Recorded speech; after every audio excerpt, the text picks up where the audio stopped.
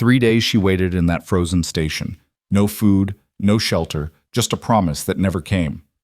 Clara Wynne had traveled 2,000 miles to marry a stranger, only to discover she'd been summoned by a desperate child, not the widowed rancher at all. When that little girl finally appeared, breathless and begging, "Can you be my mama?" Clara faced an impossible choice. Walk away from this beautiful mistake, or risk her broken heart one last time. Welcome to their story. Stay until the end and comment your city below so I can see how far this journey has traveled. Now let me take you back to that bitter winter of 1889. The train's whistle cut through the Wyoming wilderness like a knife through silk, sharp, final, and fading fast into nothing. Clara Wynne stood on the platform with her fingers wrapped so tight around her suitcase handle that her knuckles had gone white beneath the torn fabric of her gloves. The leather was split along the seams, exposing raw, reddened skin to the January wind that came howling down from the mountains like something alive and hungry. She was 26 years old, and she was entirely alone. The conductor had already swung back aboard, his face disappearing into the warm glow of the passenger car. Through the frosted windows, Clara could see other travelers settling into their seats, a mother smoothing her daughter's hair, a businessman opening his newspaper, a young couple leaning close and laughing about something private and warm. The train lurched forward with a groan of iron and steam, and then it was moving, picking up speed, carrying all that light and warmth away from her until there was nothing left but the empty tracks stretching into the gray distance and the sound of her own breathing, harsh and quick in the cold. The station was hardly more than a shed, weathered pine boards silvered by years of mountain weather, a single bench beneath an overhang that did almost nothing to keep out the snow. A hand-painted sign above the door read Copper Ridge Station, but the paint was so faded that Clara had to squint to make out the letters. There was supposed to be a station master, but the small office was dark, the door hanging slightly ajar and banging in the wind with a rhythm that set her teeth on edge. She stood there for a long moment, watching the train disappear around the bend where the tracks cut between two massive shoulders of stone. When the last wisp of steam finally vanished, the silence that rushed in to fill its place was so complete it felt like drowning. Clara set her suitcase down on the platform and pulled the letter from her coat pocket. The paper was soft from being folded and unfolded so many times, the ink slightly smeared where her thumb had worried at it during the long journey west. She didn't need to read it again, she had every word memorized, but she looked at it anyway, as if the act of seeing the handwriting might somehow make it more real, might conjure the man who was supposed to be here waiting for her. "Dear Miss Wynne," it began, in a hand that was careful and deliberate, each letter formed with the kind of precision that suggested the writer was unused to putting pen to paper. "I am in need of a wife. My daughter needs a mother. If you are willing to come west and make a home with us, I promise you will want for nothing. I am a rancher with good land and a sound house.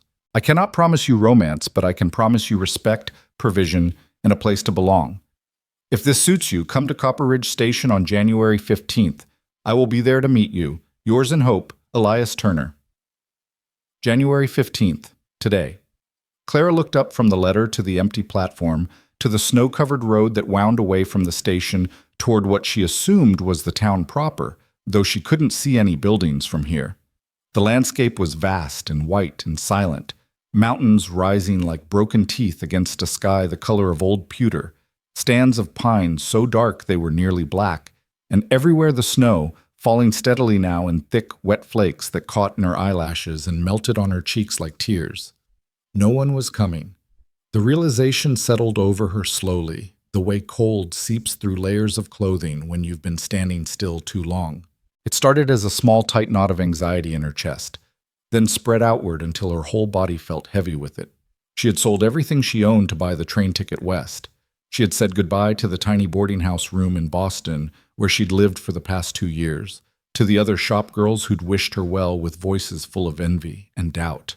She had sat up through 3 nights of travel, too nervous to sleep, imagining the life that waited for her at the end of the line. A husband, a home, a child who would call her mother. She had imagined wrong. Clara picked up her suitcase and walked to the bench, her boots crunching in the fresh snow. She brushed off the seat and sat down, arranging her skirts carefully around her legs for whatever warmth they might provide. The wind cut through her wool coat as if it were made of paper. She had a shawl in her suitcase, but the thought of opening it here, of admitting she would be staying long enough to need more layers, felt like giving up. So she sat and she waited, and she told herself that there must be a reasonable explanation. Perhaps his wagon had broken a wheel. Perhaps the snow had delayed him. Perhaps he was coming even now, would appear at any moment with apologies and explanations, and they would laugh about this someday. Remember that terrible first day when I nearly froze to death waiting for you? The afternoon faded into evening. The snow kept falling. The station master never appeared, and neither did Elias Turner. When the light finally failed completely, Clara did open her suitcase. She pulled out her shawl and wrapped it around her shoulders, then took out the small bundle of food she'd packed for the journey, a heel of bread, gone stale now, and a wedge of cheese that had seen better days. She ate slowly, mechanically, tasting nothing. The cold had moved from her fingers and toes into her core, settling deep in her bones. She thought about the letter tucked back into her pocket. I promise you will want for nothing.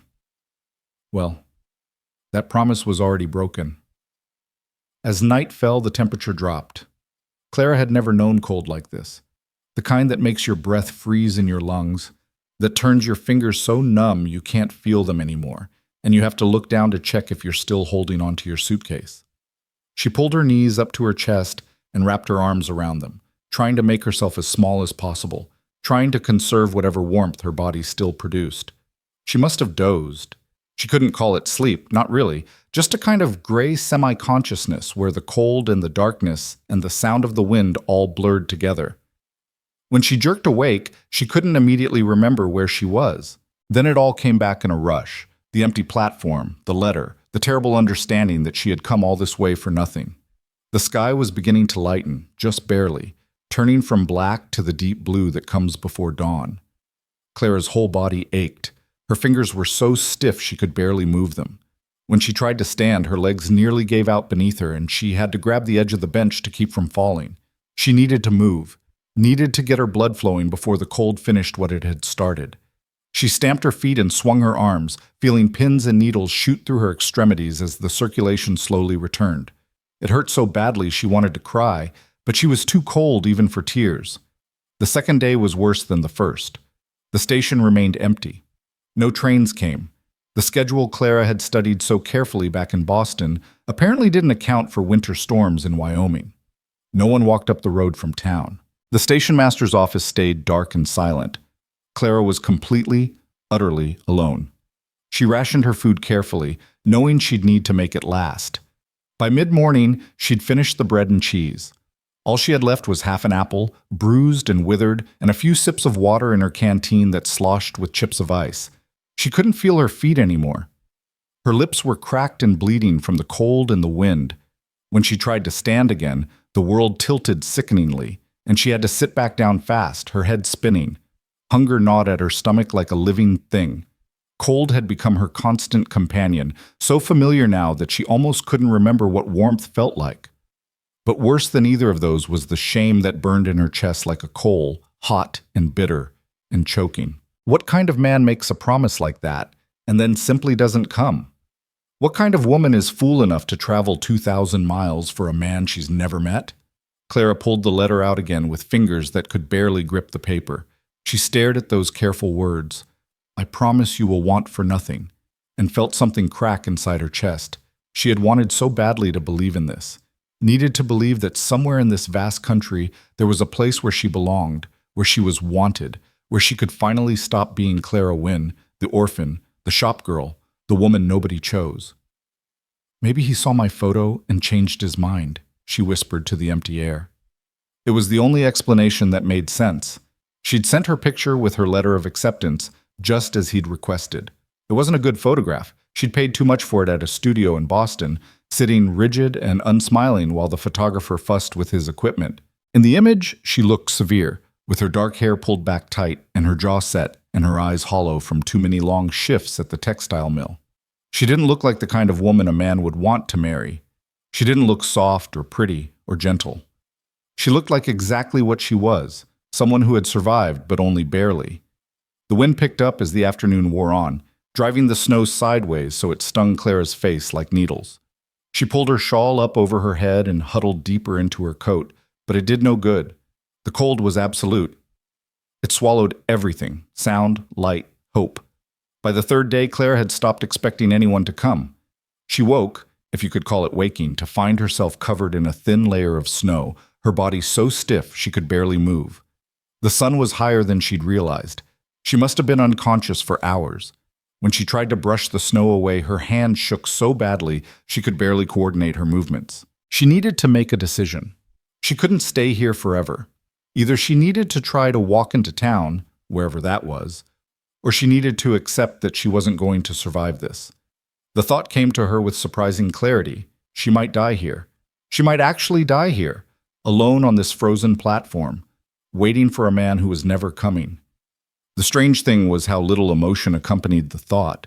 She wasn't frightened, exactly. She was too cold and too tired for fear. There was almost a relief to it, the idea that the struggle might finally be over, that she could stop fighting and just let the cold have her. But then, beneath the numbness, something else stirred. It felt like anger, but fiercer than that. Hotter. Clara Wynne had survived too much to die on a train platform in Wyoming. She'd survived the orphanage where she'd been raised after her parents died of fever when she was 6. She'd survived 10 years in that place, with its thin gruel and thinner blankets, its hard beds and harder matrons. She'd survived going into service at 16, working 16-hour days in houses where she was invisible, where she scrubbed floors until her hands bled and was expected to be grateful for the privilege. She'd survived the textile mill in Boston, the machines that ate fingers and lives, the air so thick with cotton dust you could barely breathe, the foreman who thought the girls who worked for him were his to touch however he pleased.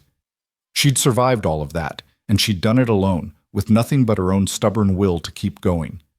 She wasn't going to give up now. Clara forced herself to stand. Her legs trembled beneath her. The world swayed and blurred, going gray at the edges.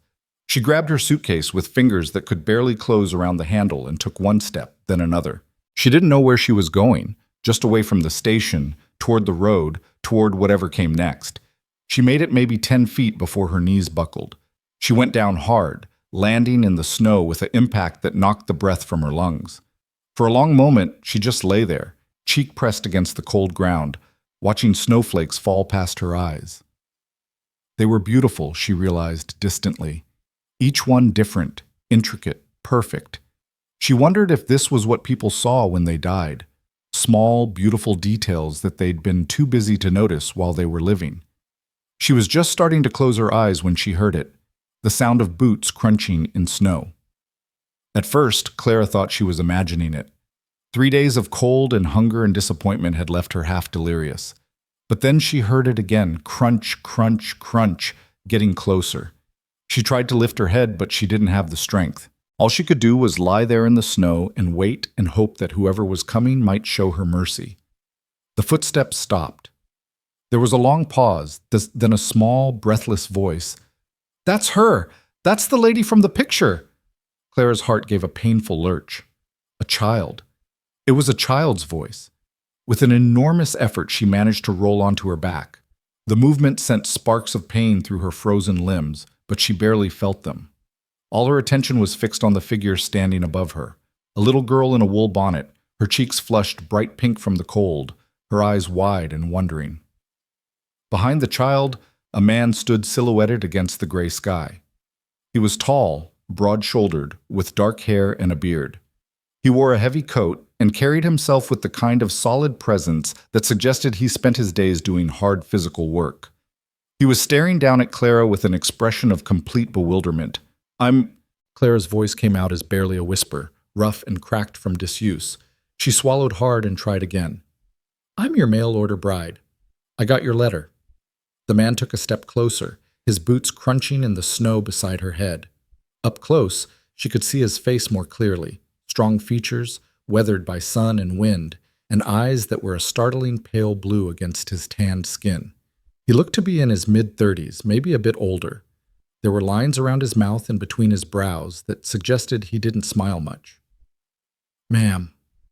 He crouched down beside her, and his voice was deep and careful, like someone trying not to spook a frightened animal. "I never wrote you." The words hit Clara like a physical blow. For a moment she couldn't breathe, couldn't think. The edges of her vision went dark, and she thought she might actually faint. "I did," the little girl said suddenly. Her voice was small and trembling, but determined. "I wrote the letter. Mrs. Dallow helped me spell the words. I just—" She looked up at the man, her father, Clara realized, with tears starting to spill down her flushed cheeks. "I just wanted a mama. I'm sorry, Papa. I'm so sorry, but I wanted a mama so bad." The silence that followed was absolute. The man, Elias Turner, if the letter had told the truth about at least that much, stared at his daughter with an expression Clara couldn't quite read.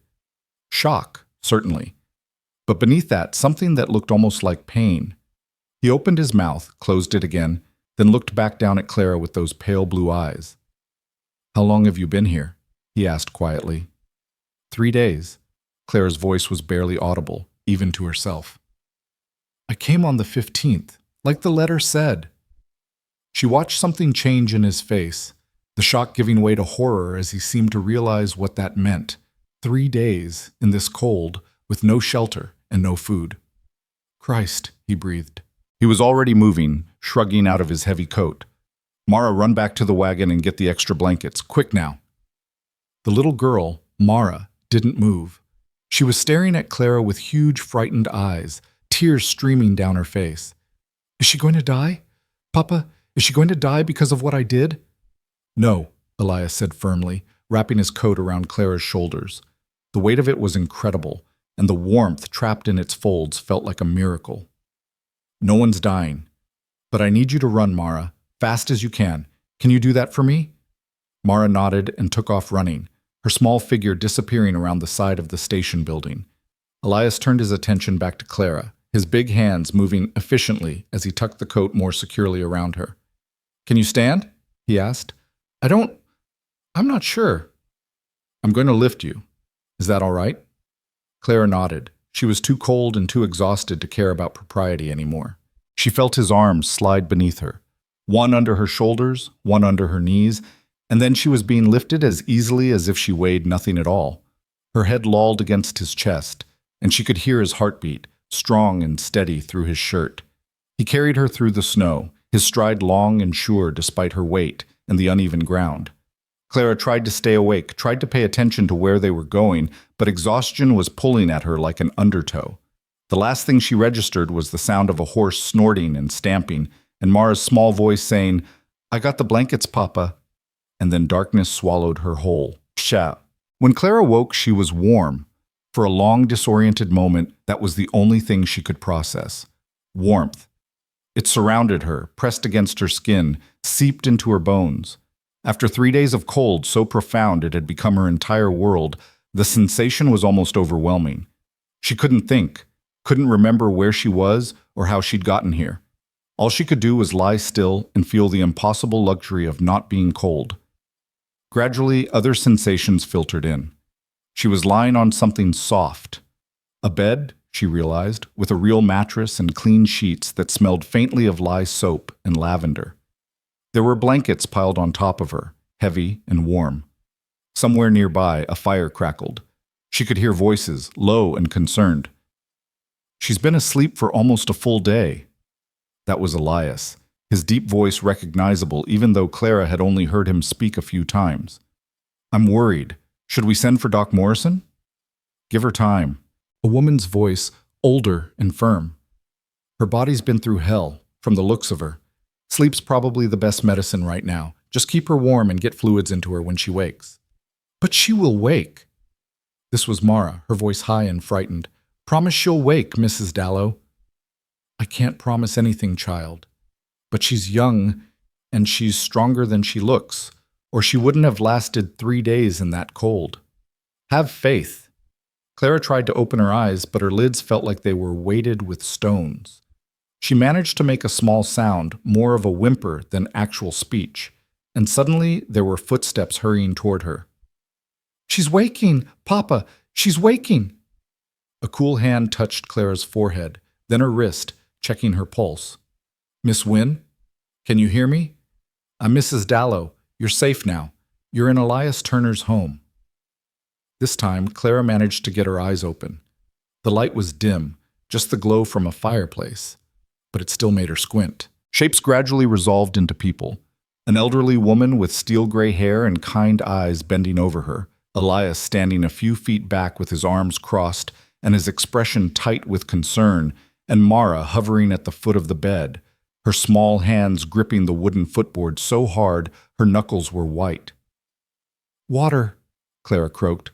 "Of course."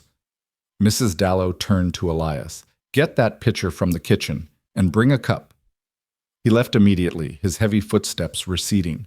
Mrs. Dallow helped Clara sit up, propping pillows behind her back. The movement made Clara's head swim, but it wasn't as bad as she'd feared. She was weak, certainly, but not as devastatingly so as she'd been on the platform. Elias returned with a pottery pitcher and a cup. He poured carefully, his large hands surprisingly deft, then held the cup while Clara drank.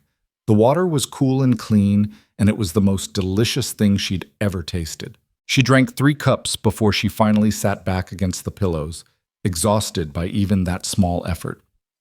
"Better?" Mrs. Dallow asked. Clara nodded.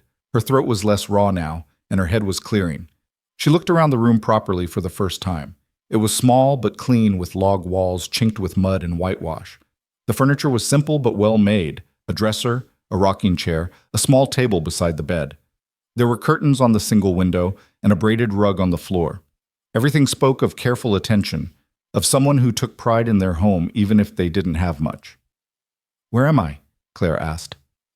"My house," Elias said, "about 3 miles from the station. I'm sorry it took me so long to find you. If I'd known—" He trailed off, his jaw working. Clara could see the guilt in his face, the weight of it. "It wasn't your fault," she said quietly. Then she looked at Mara, who was still gripping the footboard and watching Clara with huge, terrified eyes. "It wasn't hers, either." Mara's face crumpled. "But I lied. I forged Papa's name. I made you come all this way, and you almost died, and it's all my fault." "Mara," Elias said, not unkindly, "that's enough." But Clara shook her head. "Come here," she said to the girl. Mara hesitated, then slowly walked around the side of the bed. Up close, Clara could see that she was maybe 7 or 8 years old, with her father's pale blue eyes and dark hair that hung in 2 braids down her back. She was small for her age, thin in a way that suggested she'd had a hard winter, or maybe several of them. "I'm not angry with you," Clara said. "Do you understand? I'm not angry." "But you should be," Mara whispered. "You should hate me." "I don't hate you. I could never hate someone brave enough to do what you did." Clara reached out and took one of Mara's small hands in hers. "You wanted a mother so badly that you were willing to write to a complete stranger and ask her to come here. That takes courage. It was wrong to lie to your father, yes, but I understand why you did it." Tears spilled down Mara's cheeks. "Do you really?" "I do. Because I know what it's like to want something so much it hurts, to want a family, a home, a place where you belong." Clara's voice was soft, but there was steel underneath it. "That's why I came. Not because I believed in your father's letter. I didn't even know him. I came because I wanted the same things you do. So if you're brave enough to ask for what you need, I can be brave enough to forgive you for how you asked." Mara threw herself forward, wrapping her thin arms around Clara's neck and sobbing into her shoulder. Clara held her, stroking her hair, and felt something crack open in her chest. Not breaking, but opening, like a door long closed, finally swinging wide. Over Mara's head, Clara met Elias's eyes. He was staring at her with an expression she couldn't quite read. Surprise, maybe, or gratitude, or something else entirely. After a moment, he looked away, his jaw tight. Mrs. Dallow cleared her throat. "Well," she said briskly, "I'd say that's enough excitement for one day. Miss Wynne needs rest, and this child needs supper." She gently detached Mara from Clara and steered her toward the door. "Come on, little one. Let's see what we can make of those potatoes in the kitchen." Mara went reluctantly, looking back over her shoulder at Clara, until Mrs. Dallow guided her out and closed the door behind them. Clara was left alone with Elias. The silence stretched between them, awkward and heavy. Clara studied him more carefully now that she was conscious and coherent. He was a good-looking man, she supposed, in a rough sort of way, all hard edges and calloused hands and eyes that had seen their share of trouble. There was a scar along his left temple, faded with age. He held himself like someone accustomed to hard work, to long days and little rest. "I don't know what to say to you," he finally admitted. "I don't know how to make this right." "You can start by telling me the truth," Clara said. "Did you know that she'd written the letter?" "No." The word was firm, immediate. "I had no idea. I swear it. If I'd known, I would have— Christ, I don't know what I would have done, but I never would have let you come all this way for nothing." Clara believed him. She could hear the honesty in his voice, see it in the set of his shoulders. "How did she even do it?" she asked. "A child that young, she can't have known how to arrange something like that."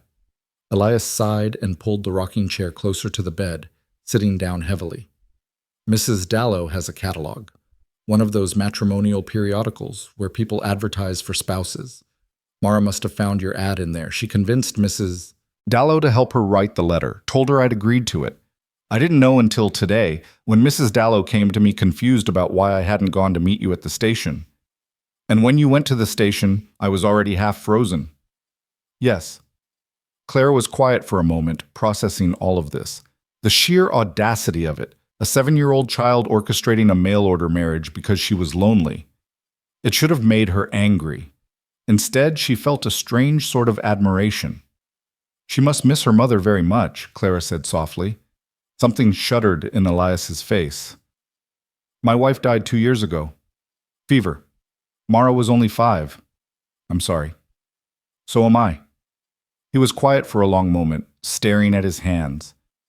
"I've tried to be both parents to her. I've tried to be enough. But I'm not a soft man, Miss Wynne. I don't know how to braid hair or tell bedtime stories or any of the things my wife used to do.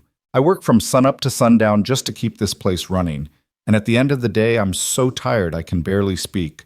Mara deserves better than what I can give her." There was such raw pain in his voice that Clara felt something twist in her chest. She wanted to reach out to him, to offer comfort, but she didn't know him well enough for that. They were strangers, after all, no matter what his daughter might have hoped. "What happens now?" she asked instead. Elias looked up at her, and for the first time she saw real uncertainty in his face. "I don't know. I suppose that depends on you." "What do you mean?" "You came here expecting to become a wife and mother. I can't offer you that. I won't marry a woman I just met out of obligation. But I can offer you a roof over your head, at least until you're well enough to travel. And if you need help getting back east or finding work somewhere nearby, I'll do what I can to assist you." He paused, then added quietly, "It's the least I can do after what you've been through." Clara listened to this little speech with growing frustration. He was being reasonable, even generous, but there was something about the careful distance in his tone that grated on her, as if she were a problem to be solved, a debt to be paid. As if the 3 days she'd spent freezing on that platform were just an unfortunate accident that could be tidied up with a few practical arrangements. "I see," she said coolly. "So you're offering me charity?" Elias frowned. "I'm offering you help." "It's the same thing." Clara sat up straighter, ignoring the way the room tilted slightly. "I came here because I was promised something. I was promised a home, a family, a place where I belonged. I didn't come here to be someone's obligation or someone's burden. I came here hoping for a life." I understand that, but do you?" Claire's voice was sharper now, months of frustration and disappointment bleeding through. "Do you understand what it's like to have nothing? To be so desperate for something better that you'll travel 2,000 miles to marry a stranger? To risk everything on the hope that maybe, just maybe, someone out there wants you?" Elias was quiet for a long moment. When he spoke, his voice was gentle. "No. I don't understand that, but I do understand that you're angry, and you have every right to be. I don't know what you want from me, Miss Wynne."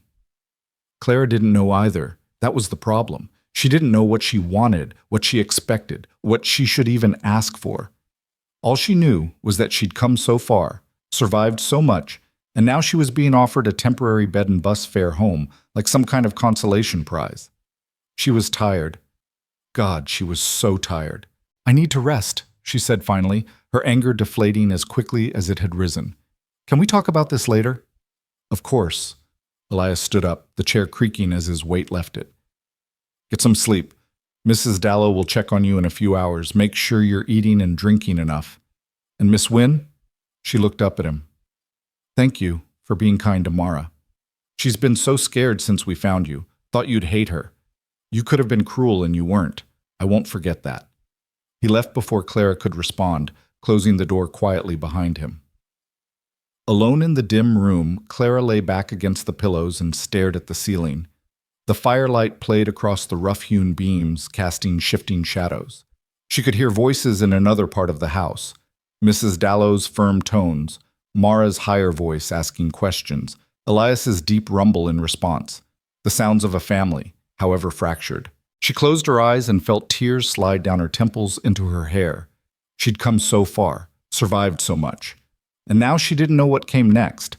All she knew was that she was too tired, too hurt, and too proud to accept charity from a man who saw her as a problem to be solved. Tomorrow, she decided. Tomorrow she would figure out what to do. Tonight, she would just sleep. Clara woke to the smell of coffee and something baking, bread maybe, or biscuits. For a moment she lay still with her eyes closed, listening to the sounds of morning filtering through the door. Water being poured, the clank of a pot on the stove, footsteps moving back and forth across what she assumed was the kitchen. And underneath it all, voices. Papa, is she awake yet? That was Mara, speaking in a whisper that was somehow louder than if she'd used her normal voice. Not yet. Let her sleep, little one. She needs it. Elias sounded tired, like he hadn't slept much himself. But what if she leaves? What if she wakes up and decides to go back east and we never see her again? There was a pause, the kind that suggested Elias was choosing his words carefully. Then that's her choice to make. We can't force her to stay, Mara. What you did, writing that letter, it wasn't right. You understand that, don't you? I know. Mara's voice was small and miserable. I thought if she came here and met us, she'd want to stay. I thought maybe she'd love us. Claire's chest tightened. She opened her eyes and stared at the ceiling beams, listening. Love doesn't work that way, Elias said gently. It takes time. Trust. You can't trick someone into loving you, sweetheart. It has to grow natural, like plants in a garden. You have to tend it careful and give it time to put down roots. But you loved Mama right away. You told me once that you knew the first time you saw her that you'd marry her. That was different. How? Another pause, longer this time. When Elias spoke again, his voice was rough. Your mama and I met at a church social. She was singing with the choir, and I couldn't take my eyes off her. After the service, I worked up the courage to introduce myself, and we talked for hours. She was the kindest, warmest person I'd ever met. Everything about her was light and laughter and joy. She made me want to be a better man. He stopped, and Clara heard him take a shaky breath. But even then, even feeling what I felt, I courted her proper. I took my time. I let her get to know me, and I got to know her. It was 6 months before I asked her to marry me. And she said yes right away. She did, but that was because we'd built something real between us. That's what I'm trying to tell you, Mara. You can't rush these things. You can't force them. Mara was quiet for a long moment. Then, in a very small voice, she said, Do you think you'll ever love someone like that again? The silence that followed was so complete that Clara held her breath, straining to hear. I don't know, Elias finally said, and his voice was so sad it made Clara's throat ache. I don't know if I have that in me anymore. Clara heard footsteps moving away, then the sound of the front door opening and closing. Through the window beside her bed, she could see Elias crossing the yard toward the barn, his shoulders hunched against the cold morning air. She sat up slowly, testing her body's response. She was still weak, still sore, but the bone-deep exhaustion had lifted. Her head was clear, and the trembling that had plagued her limbs was gone. She pushed back the covers and swung her legs over the side of the bed, waiting a moment to make sure the room wouldn't spin. Someone had left clean clothes folded on the dresser, a simple brown dress, woolen stockings, and undergarments. They weren't hers. which meant they must have belonged to Elias's wife. The thought should have felt strange, wearing a dead woman's clothes, but Clara had worn hand-me-downs her entire life. At least these fit properly. She dressed slowly, her fingers still a bit clumsy with the buttons, then braided her dark hair and pinned it up. There was a small mirror above the dresser, and she studied her reflection critically. She looked terrible, pale and hollow-eyed, with chapped lips and bruises under her eyes from exhaustion. But she was alive, and she was standing, and that was more than she'd managed 3 days ago. When she opened the bedroom door, she found Mara sitting on the floor just outside, her back against the wall and her knees drawn up to her chest. The girl jumped to her feet the moment she saw Clara, her eyes wide. "You're awake! Are you feeling better? Do you need anything? Water? Food? Papa made biscuits, and there's honey, and—" "Mara." Clara held up a hand, but she was smiling. "Breathe, I'm fine. Or at least I'm much better than I was." Mara's whole body seemed to sag with relief. "I was so worried. I've been sitting here since dawn waiting to hear you moving around." "Your father didn't tell you to let me sleep?" "He did, but I wanted to be here when you woke up. I wanted to—" She trailed off, suddenly shy. "I wanted to make sure you were really all right." Clara crouched down so she was at eye level with the girl. "I'm really all right, thanks to you and your father. And Mrs. Dallow, she's the one who knew what to do." "Then I owe her my thanks as well." Clara straightened up, her knees protesting the movement. "Is she still here?" "No, she went home last night after you fell asleep, but she'll be back later to check on you. She always keeps her promises." Mara reached out hesitantly, then took Clara's hand. "Come to the kitchen. You need to eat. Papa says you probably haven't had a proper meal in days." She wasn't wrong. Clara's stomach was a tight knot of hunger, and the smell of those biscuits was making her lightheaded. She let Mara lead her through the small house, taking in her surroundings properly for the first time. It was a simple cabin, just 4 rooms from what she could see. The bedroom where she had slept, another smaller bedroom that must belong to Mara, and a main room that served as both kitchen and living area, with a stone fireplace taking up most of one wall.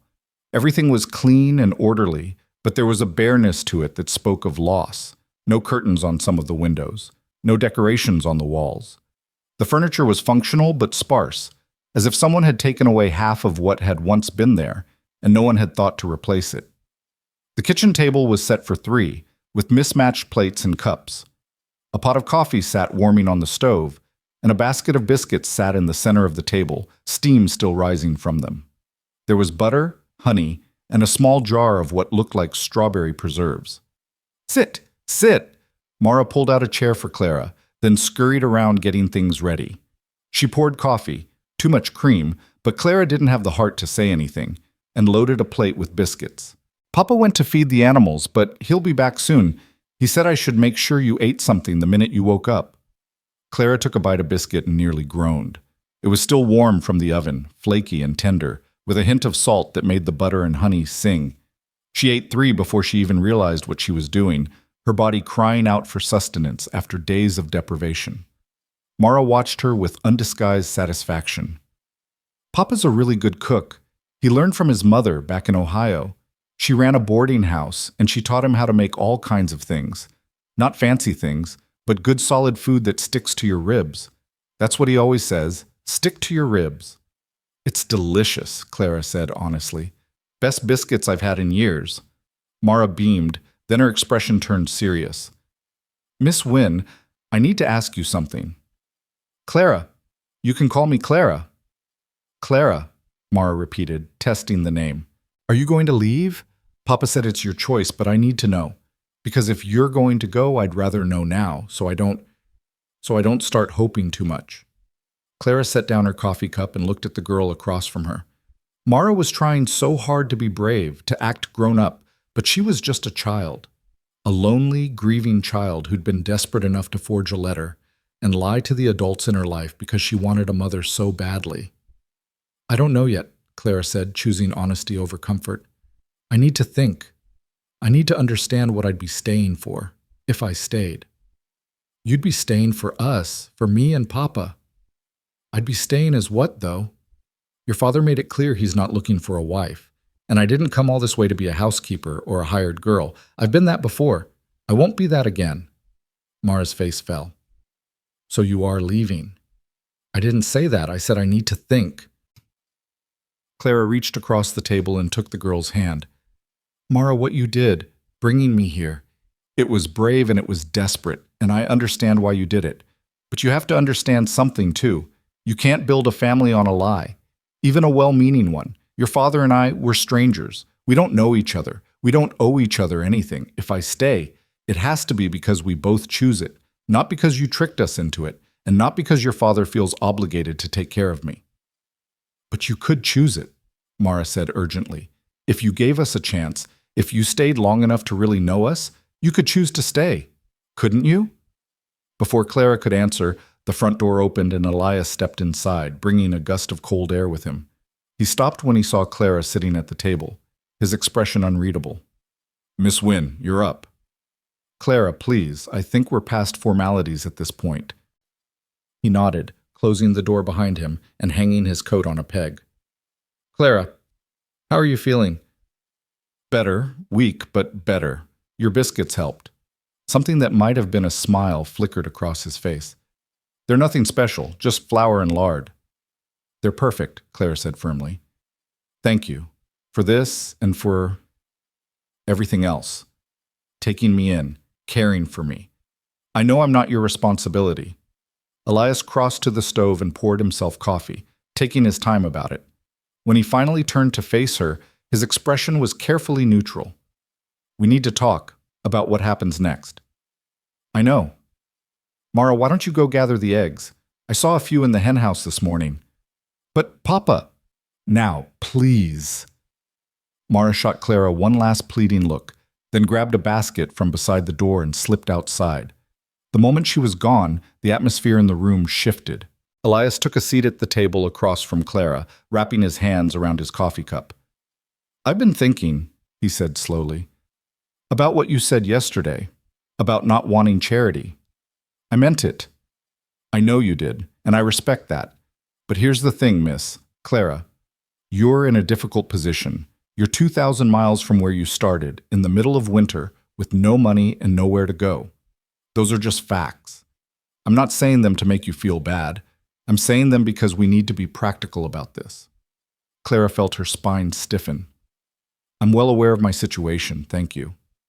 I'm sure you are. So let me lay out what I'm thinking, and you can tell me if it makes sense. He took a sip of coffee, then continued. You need a place to stay, at least until spring. The roads are barely passable right now, and they'll only get worse as winter goes on. Even if you wanted to leave tomorrow, it wouldn't be safe. So that's 4, maybe 5 months we're talking about. I won't accept charity for 5 months. I'm not offering charity, I'm offering work. He leaned forward slightly. This house needs help. I'll be honest with you. Since my wife died, things have gotten away from me. I work the ranch from sunup to sundown, and I do my best with the cooking and the cleaning, but it's not enough. Mara needs supervision. She needs someone to teach her things I don't know how to teach.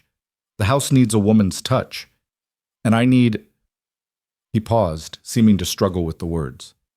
I need help. I'm drowning here, and I'm too proud to admit it most of the time, but I'm admitting it now. Clara studied him carefully. What exactly are you proposing? Stay through the winter, help with the house, with Mara, with the things I can't manage on my own. In exchange, you get room and board, and I'll pay you a wage. Nothing fancy, but enough that by spring you'll have money in your pocket. Enough to decide what comes next on your own terms, without desperation making the choice for you. It was a reasonable offer. More than reasonable, actually, but something about it still rankled. So I'd be your housekeeper. You'd be Elias frowned, searching for words. You'd be someone who lives here and helps run this household. That's different from being hired help. Is it? I think so. Hired help has set hours and specific duties. What I'm talking about is more flexible. You'd be part of the household, part of the family, in a way, but not actually family. The words hung in the air between them, sharp and pointed. Elias's jaw tightened. No, he said quietly. Not actually family. I won't lie to you and pretend this is something it's not. I barely know you. You barely know me. I'm not going to marry you just because my daughter wrote you a letter.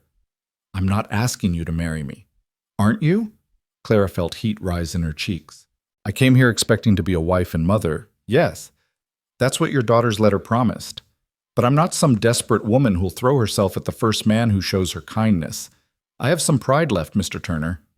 Elias, and I know you do.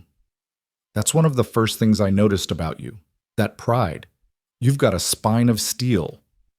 He set down his coffee cup. Look, I'm not trying to insult you. I'm trying to find a solution that works for both of us. You need somewhere to stay. I need help. That's not charity or obligation. That's just two people helping each other out. Clara wanted to argue, wanted to throw his practical solution back in his face and tell him she didn't need his help. But the truth was, she did need it. She had nowhere else to go, no other options. And 5 months from now, with money saved and spring coming, she'd be in a much better position to decide her future. What about Mara? She asked. She's not going to understand that this is temporary. She's going to think I'm staying forever. I'll make sure she understands. Will she, though? She's a child who wants a mother so badly she committed fraud to get one. Do you really think you can make her understand that I'm just here as paid help? Elias rubbed a hand over his face, suddenly looking exhausted. I don't know. Probably not. But what's the alternative? Send you back east with nothing? Let you starve or freeze because my daughter made a mistake? You keep calling it a mistake, but maybe it wasn't. The words were out before Clara could stop them. Elias looked at her sharply. What do you mean? I mean, maybe Mara saw something you couldn't. Maybe she knew that this house needs more than just a housekeeper. Maybe she knew that you need more than that. Clara's heart was pounding now, but she pushed on. You said your wife died 2 years ago. That's a long time to be alone. To raise a daughter by yourself in this wilderness. Maybe Mara thought you deserved someone to share the burden with. I don't need... Everyone needs someone, Clara interrupted. That's not weakness. That's just being human. They stared at each other across the table, the air between them charged with something Clara couldn't quite name. Elias looked like he wanted to argue, to deny what she'd said, but something held him back. Finally, he said, So what do you want? What would make this work for you? Clara thought about it. What did she want? Not charity, certainly, not to be treated like hired help, but not to force herself into a family that didn't really want her either. I want to be honest, she said slowly. I want us to be honest with each other. No pretending this is something it's not, but no pretending it's less than it is either. If I stay, I'll help with the house, and I'll help with Mara because that's what needs doing. But I won't be invisible. I won't be someone you barely acknowledge except when you need something. I lived that way for too many years. I won't do it again. Fair enough. And I want you to tell Mara the truth. Not a lie about me being permanent, but not a lie about me being temporary either. Tell her that we're all figuring this out together. Tell her that I'm staying for the winter and we'll see what happens after that. Elias nodded slowly. I can do that. And one more thing. Clara took a deep breath. If I'm going to stay here, if I'm going to help raise your daughter and run your household, then I need you to treat me like I matter. Like my opinion counts for something. I'm not asking to make all the decisions, but I'm not going to be shut out of them either. For a long moment, Elias just looked at her. Then to Clara's surprise, he held out his hand across the table. Deal, he said. Clara took his hand. His grip was firm and calloused, warm despite the cold morning. They shook once, formally, sealing the agreement. The door burst open and Mara tumbled inside, her basket full of eggs. Did you decide? Is she staying? Papa, is she staying? Elias released Clara's hand and turned to his daughter. She's staying through the winter. After that, we'll see. Mara's face split into a grin so wide it seemed to light up the entire room. She set down her basket and threw her arms around Clara's neck, nearly knocking her out of her chair. Thank you, thank you, thank you. I promise I'll be good. I promise I won't cause any trouble. I'll do whatever you say, and I'll help with everything, and... Mara, Clara gently disentangled herself from the girl's embrace. Listen to me. This is just for the winter. Do you understand? I'm not promising to stay forever. Some of the light dimmed in Mara's eyes, but she nodded.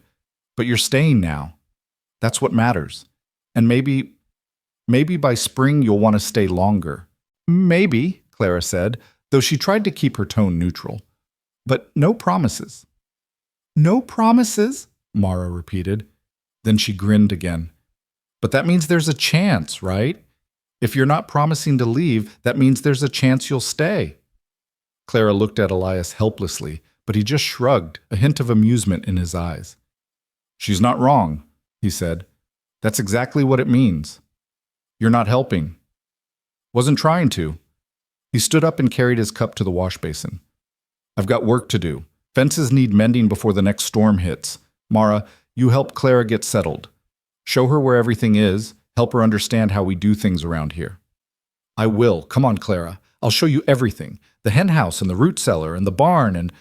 Maybe start with the inside of the house, Elias suggested dryly. It's freezing out there, and Clara's still recovering. Oh, right. Mara grabbed Clara's hand. Come on, I'll show you where we keep everything. And I'll tell you about all the chores and what Papa likes for dinner and how he takes his coffee and… Clara let herself be pulled to her feet, Mara chattering a mile a minute. As they moved into the other room, Clara glanced back at Elias. He was standing at the window, looking out at the snow-covered yard, his expression unreadable.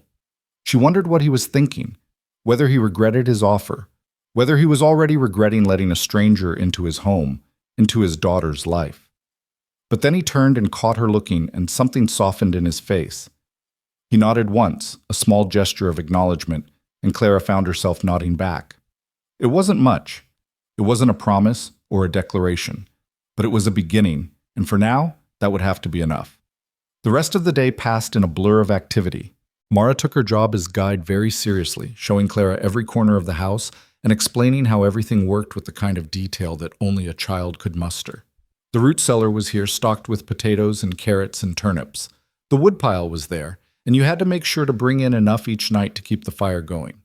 The hen house had 6 chickens. Mara had named them all, and they usually laid 4 or 5 eggs a day. The barn had 2 horses, 3 cows, and a goat that Mara swore was the most stubborn animal in Wyoming.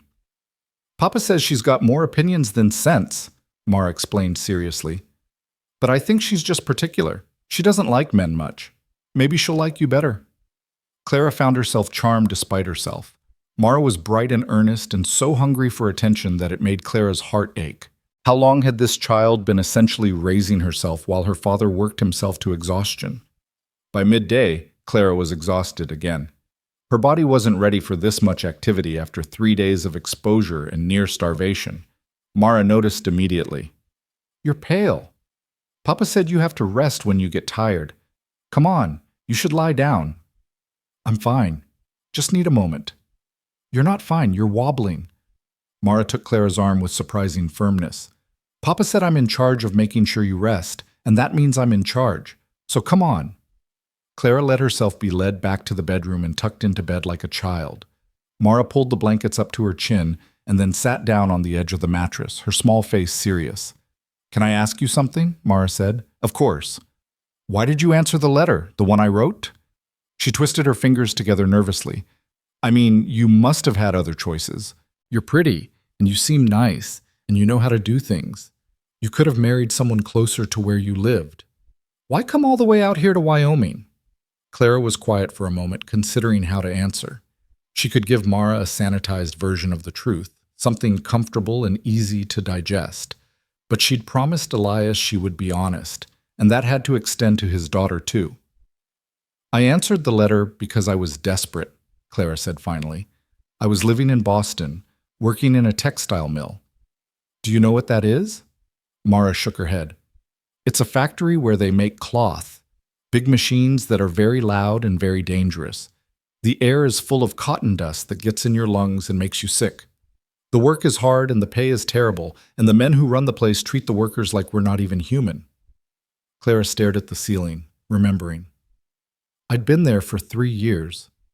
Every day I'd go to work and I'd think, this is killing me. Slowly but surely, this place is killing me. But I didn't have anywhere else to go.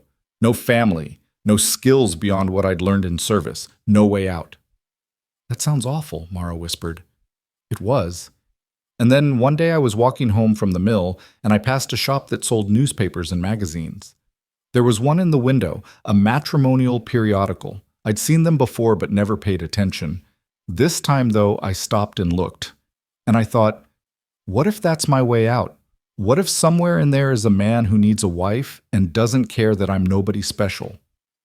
You are special, Mara said fiercely. Clara smiled. That's kind of you to say. But the point is, I bought the magazine and I looked through all the advertisements. There were dozens of them. Men from all over the country, looking for wives. Some of them sounded cruel. Some of them sounded desperate in ways that frightened me. But the letter I thought was from your father. She paused. It sounded kind. It sounded like someone who needed help but wasn't trying to own someone. So I wrote back. And when the response came saying, yes, come to Wyoming, I sold everything I owned and bought a train ticket. You gave up everything to come here. I did. Because staying where I was felt like dying slowly. Coming here felt like a chance to live. Clara looked at Mara seriously. That's why I was so angry when I realized the letter was a trick. Not because I was angry at you, but because I thought I'd lost my only chance at something better. Mara's eyes filled with tears. I'm sorry. I'm so sorry. I didn't think about what it would mean to you. I just thought about what I wanted. I know. That's what children do. They think about themselves first. That's normal. But now you know better, right? Now you understand that your actions affect other people. I do. I promise I do. Mara wiped her eyes. Is that why you decided to stay? Because you still need a way out? It was a perceptive question, more so than Clara would have expected from a 7-year-old.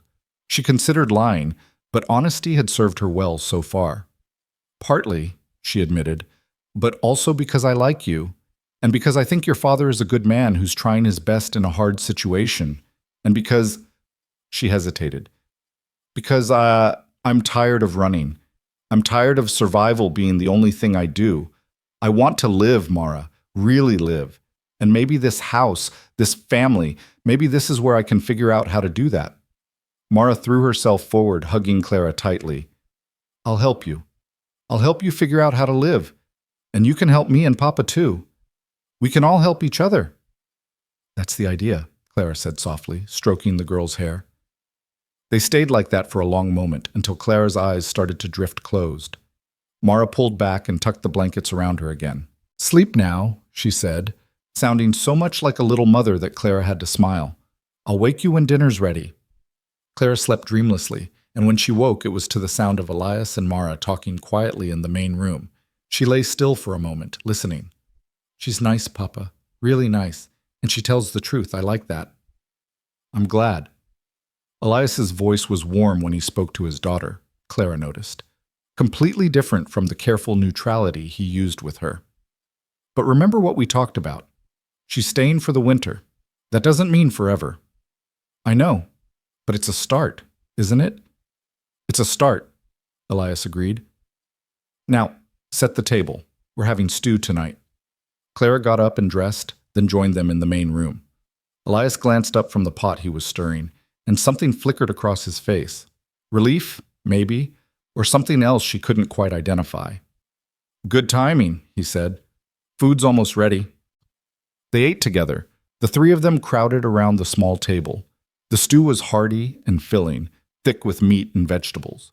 Mara kept up a steady stream of chatter, telling her father about everything she'd shown Clara that day. Elias listened patiently, occasionally asking questions or offering corrections. Clara watched them together and felt something shift in her chest. This was a family, however broken, a father and daughter doing their best to take care of each other. And for the next few months, she would be part of it. The thought should have terrified her. Instead, it felt like the first deep breath she'd taken in years. After dinner, Mara helped Clara wash the dishes while Elias tended the fire. Then Mara announced it was time for bed, kissed her father goodnight, and surprised Clara by kissing her cheek too before disappearing into her small bedroom. Clara and Elias were left alone in the firelight. She's a good child, Clara said quietly. She is. Gets lonely out here, though. Not many other kids around. Elias poked at the fire, sending sparks spiraling up the chimney. That's part of why she did what she did, I think. Desperation. I understand desperation. I know you do. He set down the poker and turned to face her. Thank you for agreeing to stay, for being kind to her, for all of it. You don't need to thank me. We made a deal. You're giving me room and board and wages. I'm giving you help with the house and with Mara. It's fair. It's more than fair. You could have left. Could have demanded I pay for your passage back east and washed your hands of us. Instead, you're staying in a place you never meant to be, with people you never meant to meet. He paused. That takes courage. Clara felt heat creep into her cheeks. Or stupidity. No, courage. His pale blue eyes were steady on hers. You're braver than you think, Clara Wynne. She didn't know what to say to that, so she just nodded and said goodnight, retreating to her room before the conversation could go anywhere more complicated. But as she lay in bed that night, staring at the dark ceiling and listening to the wind howl around the eaves, she thought about what he'd said. Brave. No one had ever called her that before. She'd been called stubborn, proud, difficult, but never brave. Maybe he was right. Maybe it took courage to stay in a place where you weren't quite wanted, to try to build something from nothing, to risk your heart one more time after it had been broken so many ways. Or maybe it was just desperation dressed up in prettier words. Either way, she was here now, and she would make the best of it. That was the only choice she had left. The first week passed in a rhythm that felt almost normal. Clara woke each morning to the sound of Elias stoking the fire, dressed in the dim pre-dawn light, and joined him in the kitchen where they worked in companionable silence preparing breakfast. He was teaching her how he liked things done, not in a controlling way, but in the manner of someone sharing knowledge about a life she was now part of. The coffee needed to be strong enough to stand a spoon in. The biscuits had to be rolled thin or they'd be too heavy. The bacon should be crispy, not chewy.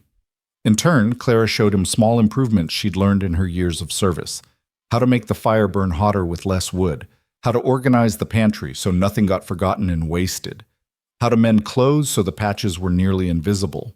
They didn't talk much during these early morning hours. Words seemed unnecessary, even intrusive, but there was a comfort in the shared work, in the knowledge that neither of them was facing the day alone anymore. Mara was a different story. The child was a constant stream of energy and questions, following Clara from room to room like a devoted shadow. She wanted to help with everything, washing clothes, churning butter, feeding the chickens, kneading bread. Half the time her help made tasks take twice as long, but Clara found she didn't mind. There was something healing about the girl's eager affection, about the way she looked at Clara like she hung the moon. "Can you teach me how to braid hair like yours?" Mara asked one morning as Clara was pinning up her own hair. "Mama used to do mine in braids, but Papa doesn't know how. He just ties it back with a ribbon." Clara's hands stilled. This was the first time Mara had mentioned her mother directly. "I'd be happy to teach you. Come here." Mara climbed onto the chair, sitting very still while Clara gently brushed out her dark hair. It was soft and fine, the same color as Elias's. Clara divided it into sections and began to plait, her fingers working automatically while Mara chattered about the chickens and whether they could get a cat to keep the mice out of the grain stores. "Your hair is beautiful," Clara said softly. "Your mother must have loved brushing it." "She did. Every night before bed, she'd brush it 100 strokes and sing to me." Mara's voice went quiet. "I can't remember all the songs anymore, just pieces of them. That makes me sad." Clara's throat tightened. "What was she like? Your mother?" "She was warm. That's what I remember most. She was always warm, even in winter, and she smelled like bread and roses. And when she laughed, it sounded like bells." Mara twisted around to look at Clara. "Do you think she'd be mad at me for writing that letter and tricking Papa?" "I think she'd understand," Clara said carefully. "I think she'd see that you were lonely and hurting, and she'd want you to be happy." "Do you think she'd like you?" The question caught Clara off guard. She finished the second braid and tied it off with a ribbon before answering. "I don't know. I hope so. I think she would. Papa says Mama liked people who worked hard and spoke their mind and didn't give up easy. That's you."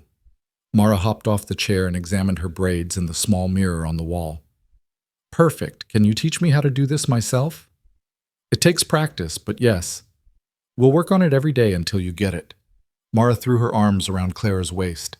"You're the best. I'm so glad you came here." Clara hugged her back, blinking against the sudden sting in her eyes. "So am I, sweetheart. So am I." but not everything was easy.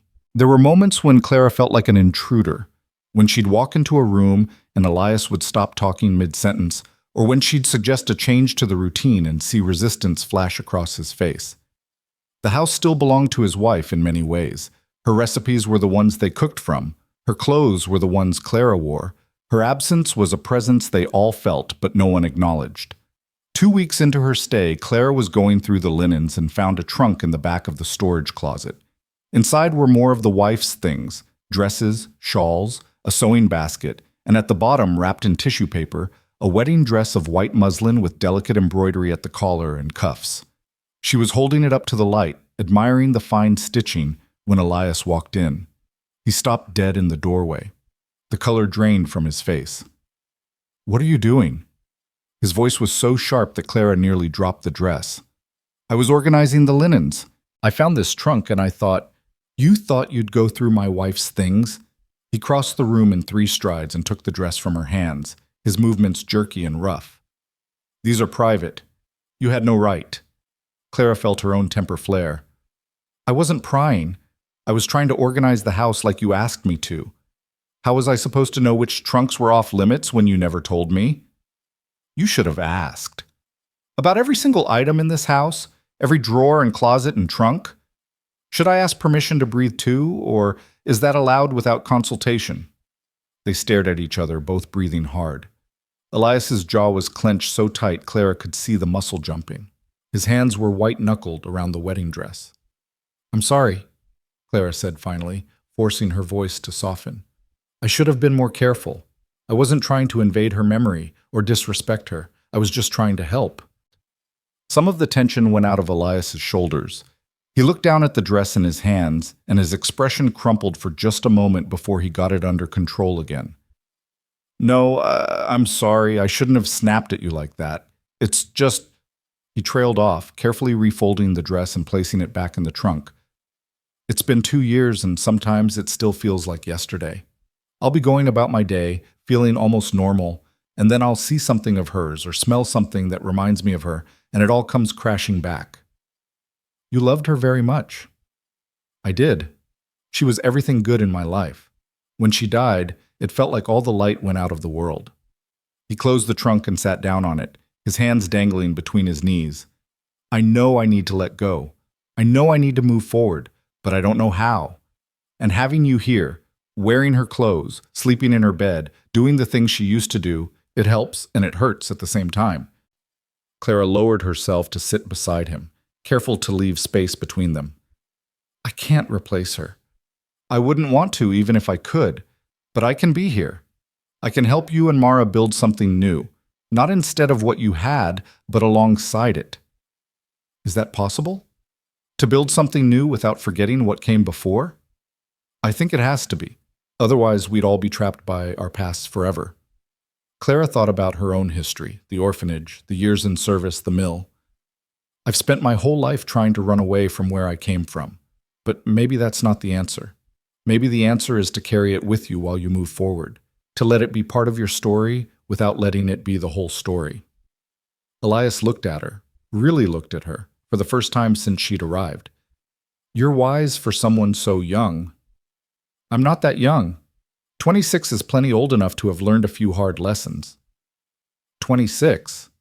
He shook his head. "Sarah was 24 when she died. You're about the same age she was." Clara didn't know what to say to that. The silence stretched between them, but it wasn't uncomfortable. It was the silence of 2 people learning to exist in the same space, learning the shape and weight of each other's grief. Finally, Elias stood up. "The trunk can stay here. You don't need to move it or hide it, but maybe just leave the things inside where they are. For now." "Of course." He nodded and left the room. Clara stayed where she was for a long moment, staring at the closed trunk. She understood his pain. How could she not? But she also understood that she couldn't live in a house haunted by a ghost, couldn't spend the next 4 months walking on eggshells around a woman who'd been gone for 2 years. Something would have to give. She just didn't know what yet. The tension from that day lingered for the next few days, making the house feel smaller and more oppressive. Elias threw himself into his work with even more intensity, leaving before dawn and not returning until after dark. He ate his meals in silence and retreated to his room as soon as he was done. Mara noticed the change and grew quiet herself, watching her father with worried eyes. "Did I do something wrong?" she asked Clara one evening while they were washing dishes. "Is Papa angry at me again?" "He's not angry at you, sweetheart. He's just working through some difficult feelings." "About Mama?" Clara hesitated, then decided on honesty. "Yes, about your Mama and about me being here. It's complicated for him." "Is he going to make you leave?" "No, we made a deal, remember? I'm staying through the winter." "But what if he changes his mind?" Mara's voice was small and frightened. "What if he decides it's too hard having you here and asks you to go?" Clara dried her hands and crouched down so she was eye level with the girl. "Listen to me. Your father is a good man who keeps his word.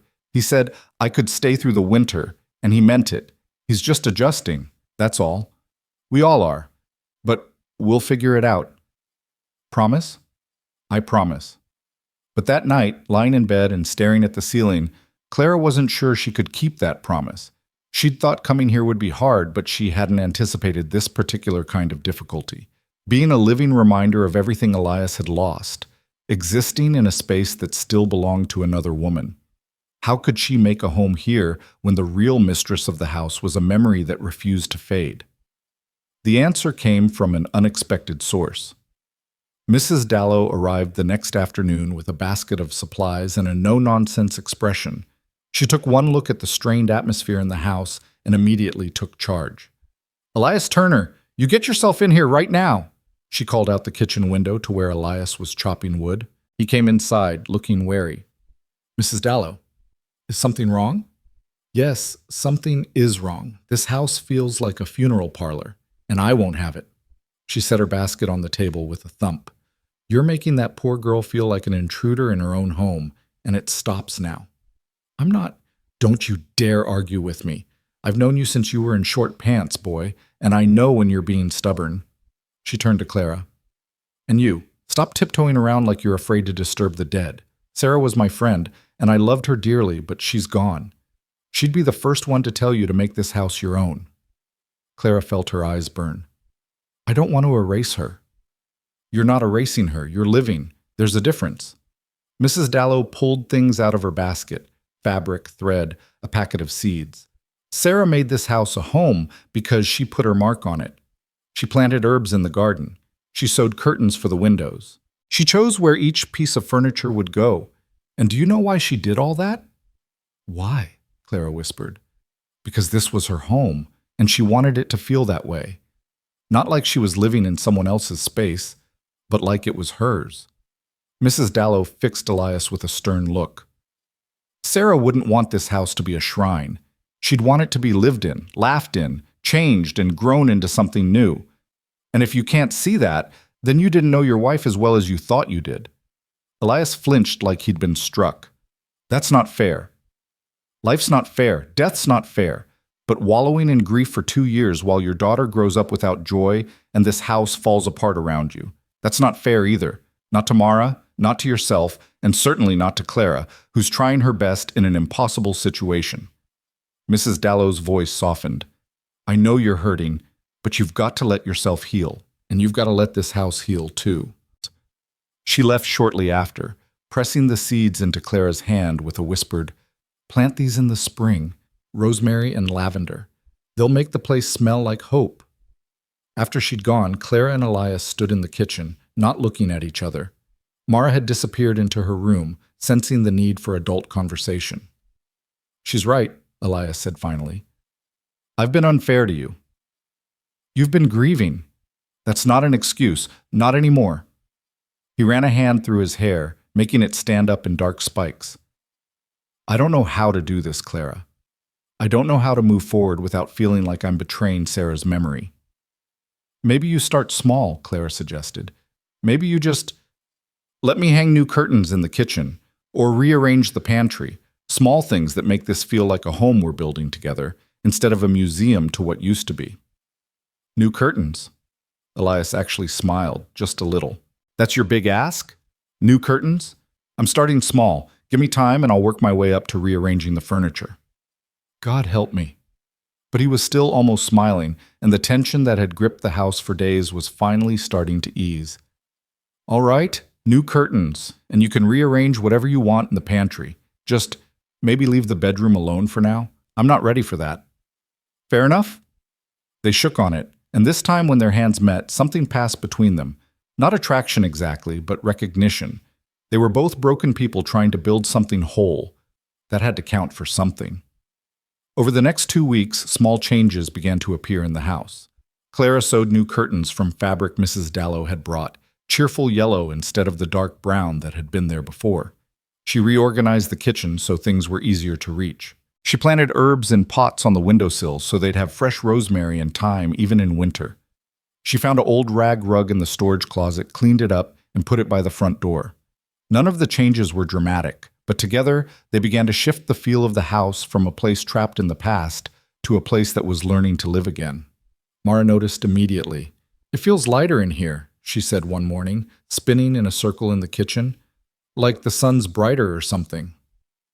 That's because Clara opened the curtains, Elias said, but he was smiling, and because she bullied me into whitewashing that wall.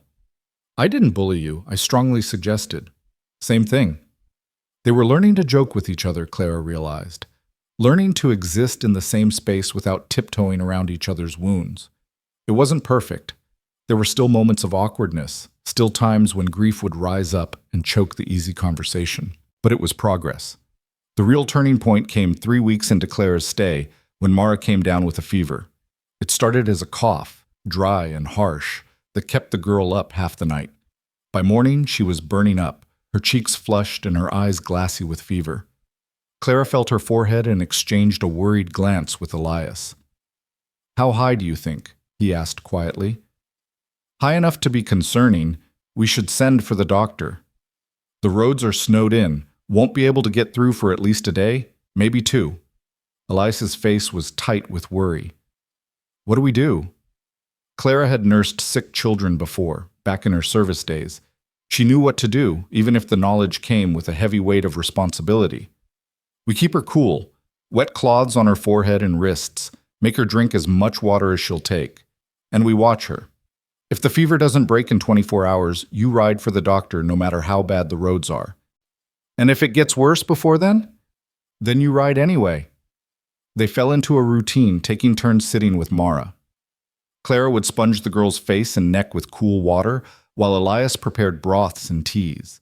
When Clara needed to rest, Elias would take over, his big hands surprisingly gentle as he coaxed medicine into his daughter's mouth. The night was the worst. Mara's fever spiked and she became delirious, calling for her mother in a weak, thready voice that broke Clara's heart.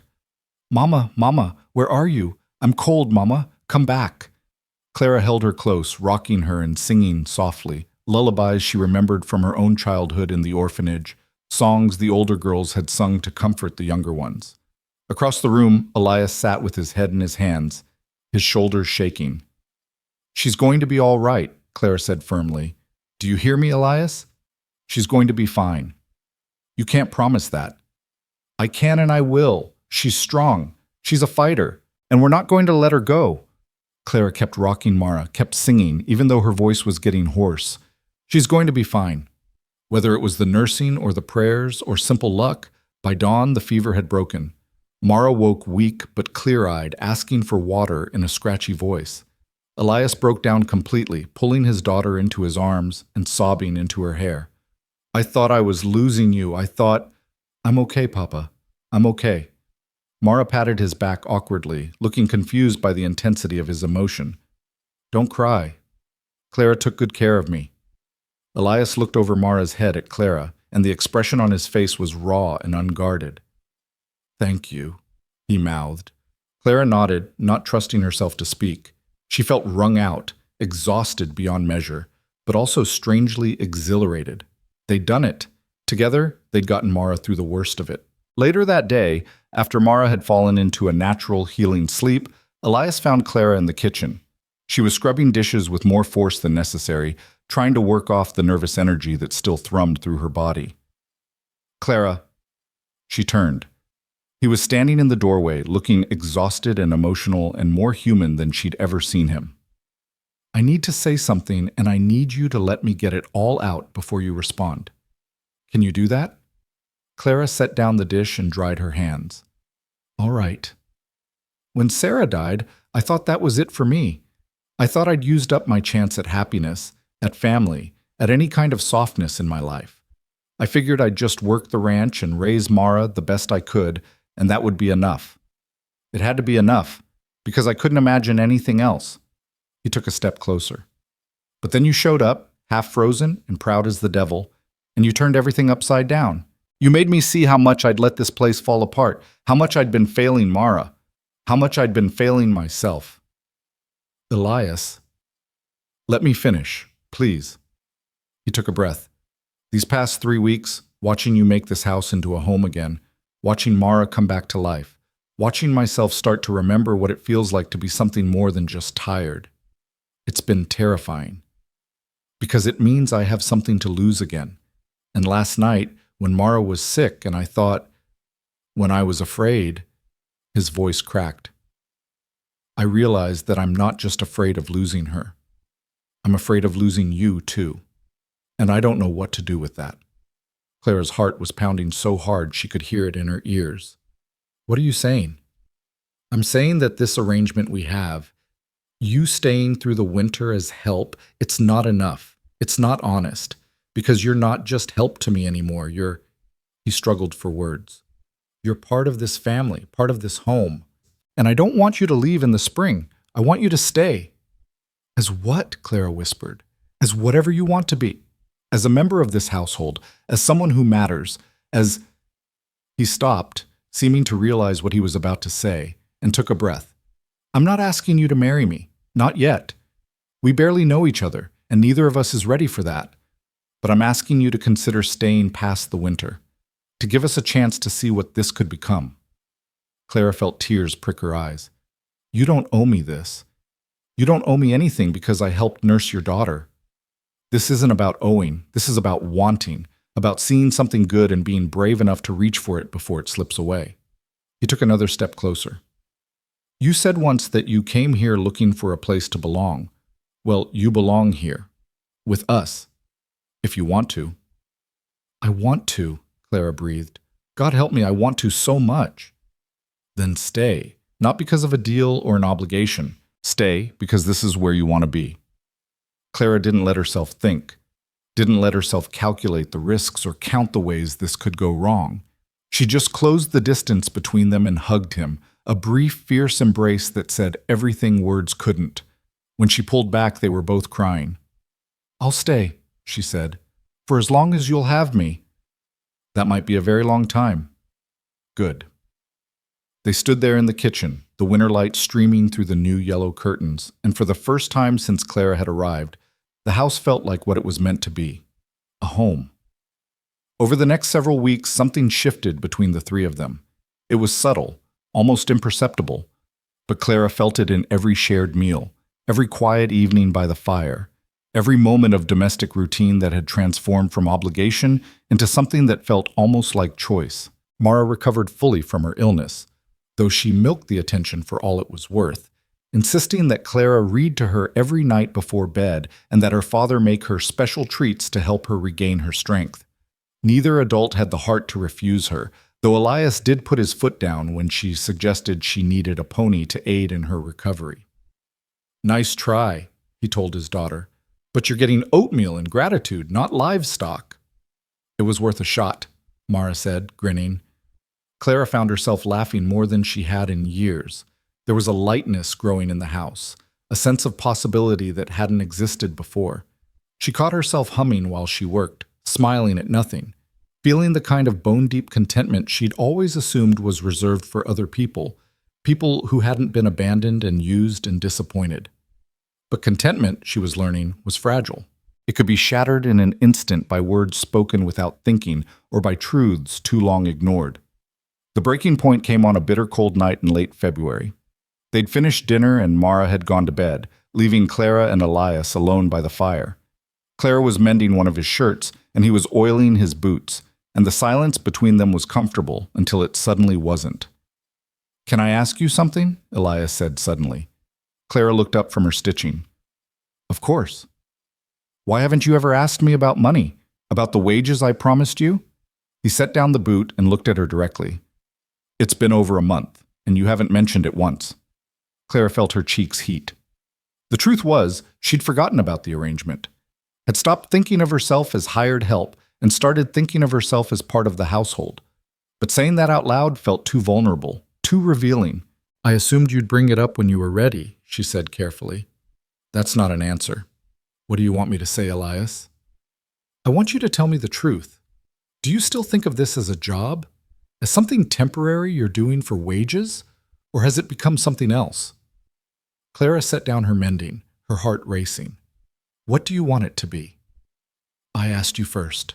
They stared at each other across the firelight, and Clara felt the weight of all the things they'd left unsaid pressing down on her chest. This was it. The moment where they either pushed forward or fell back into the safe distance of their original arrangement. "It's not a job anymore," she said quietly. "It hasn't been for weeks. I'm not staying here for money or room and board. I'm staying here because this is where I want to be. Because you and Mara, you've become my family, the only real family I've ever had." Elias let out a breath. "Good. That's good. Because I don't think of you as hired help. I haven't for a long time." "Then what am I?" "You're the woman who saved my daughter's life, who made my house feel like a home again. Who made me remember what it's like to want something beyond just survival." He stood up and crossed to where she sat, kneeling down so they were at eye level. "You're the woman I think about first thing every morning and last thing every night. The woman I catch myself watching when I think you're not looking, trying to figure out how I got this lucky." Clara's breath caught. "Elias, I know it's too soon. I know we agreed to take this slow and see what happens, but I need you to know that when I look at you, I don't see someone temporary. I see someone permanent, someone who belongs here as much as I do, maybe more." "You can't mean that." "Why not?" "Because you barely know me. Because I'm wearing your dead wife's clothes and sleeping in her bed and trying to fill a space that isn't mine to fill. Because this whole thing started with a lie and—" "Stop." He took her hands in his. "Listen to me. Yes, this started in the strangest possible way. Yes, there are complications and grief and 100 reasons why this shouldn't work. But it is working. You can't deny that."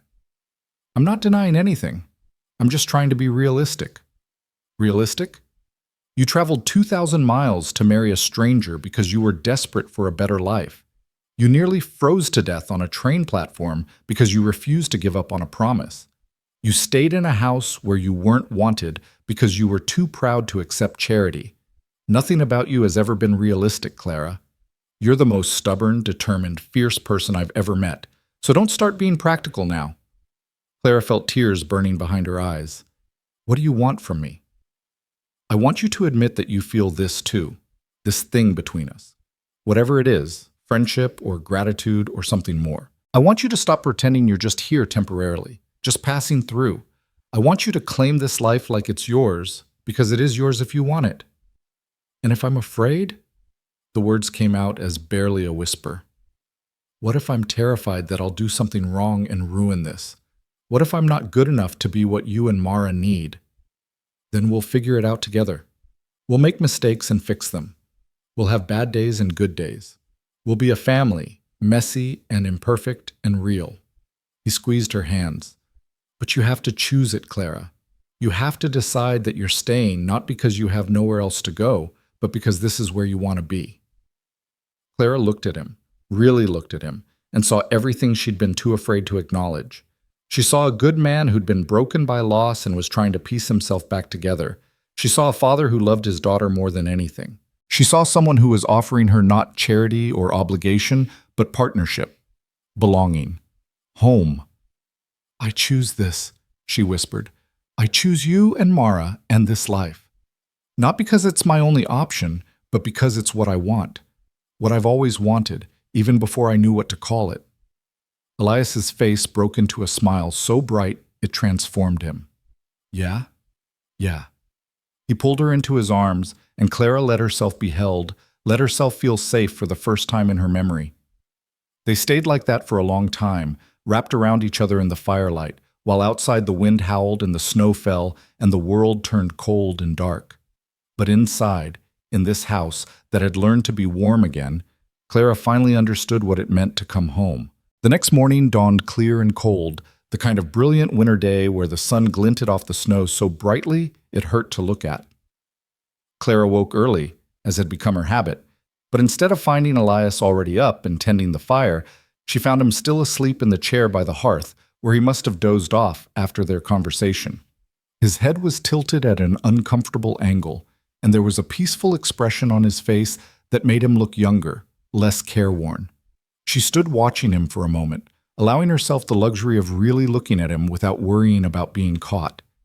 In sleep, the hard lines of his face softened. She could see traces of the young man he must have been before grief and responsibility carved away everything except the essential core of him. There was gray threading through his dark hair at the temples, and the scar on his forehead looked stark in the morning light.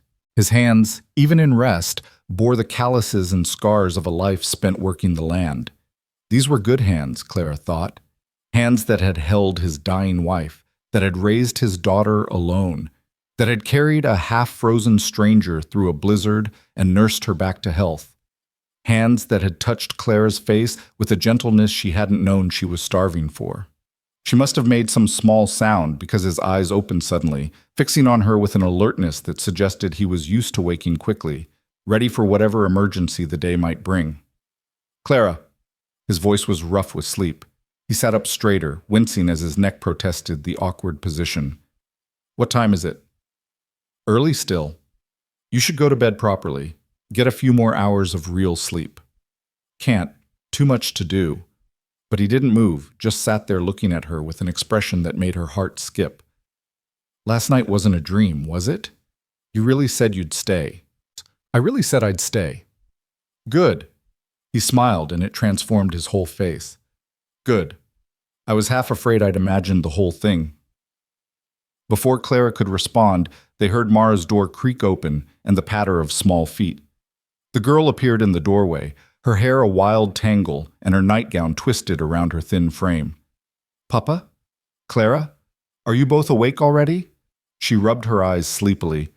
"I heard voices and thought maybe something was wrong." "Nothing's wrong, sweetheart." Elias held out his arm, and Mara came to him immediately, climbing into his lap like she was still a much smaller child. "We were just talking." "About what?" Clara and Elias exchanged a glance.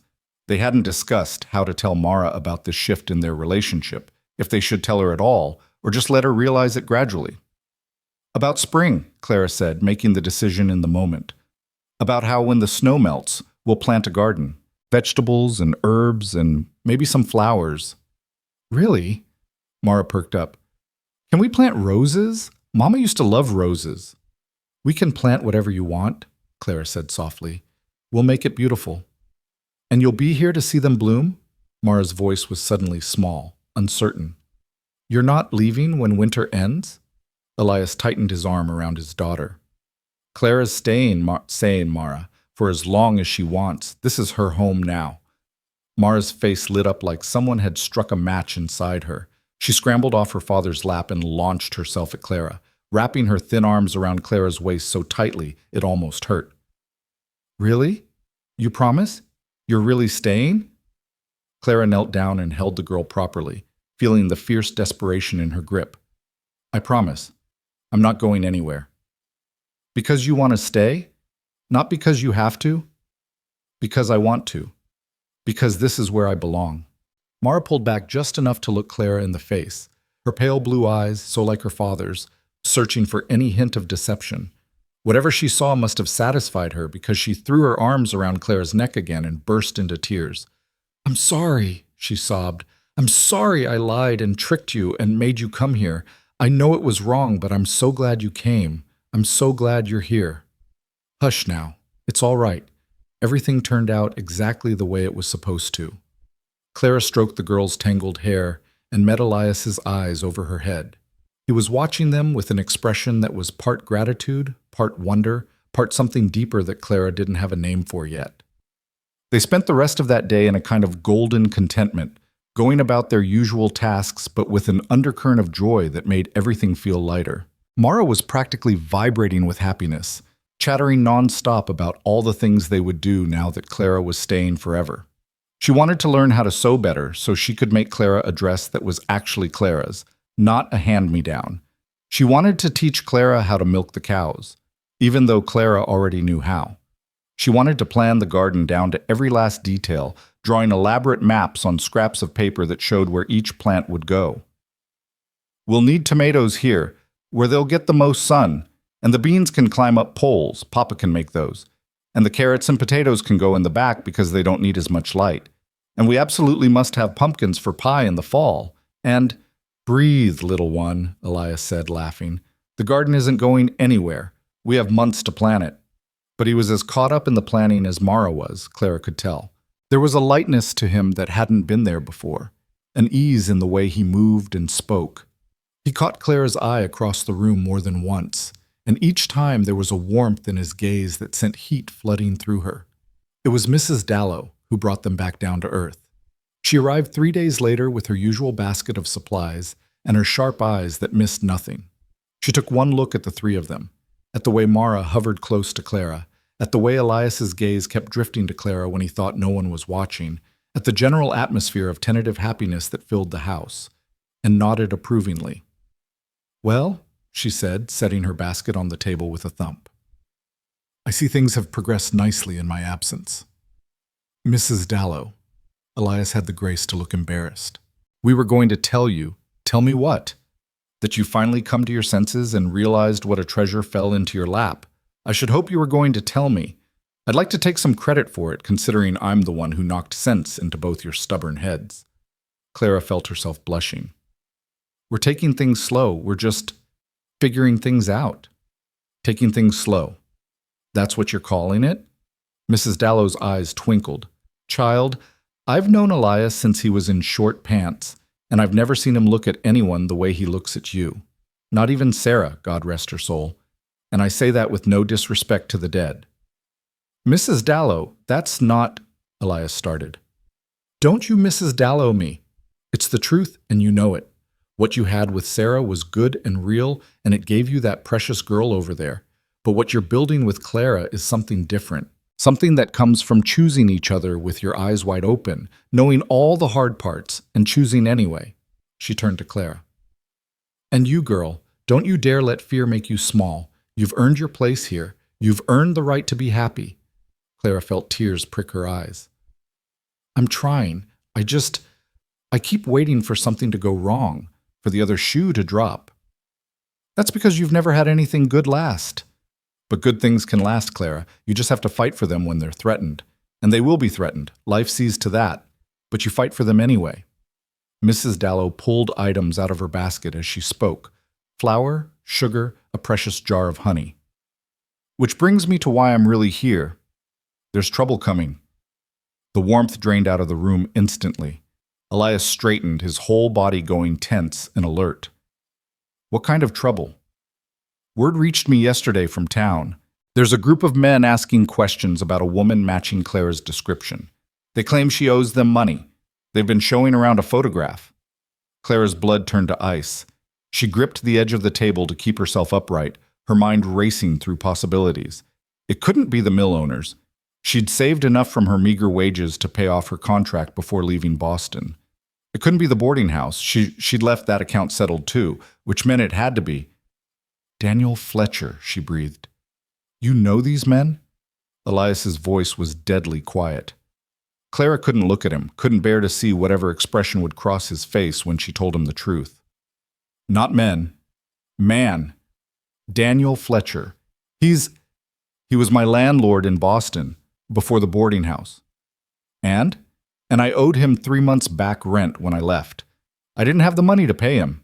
I thought if I could just get away, if I could start over somewhere new, he'd write it off as a loss and move on."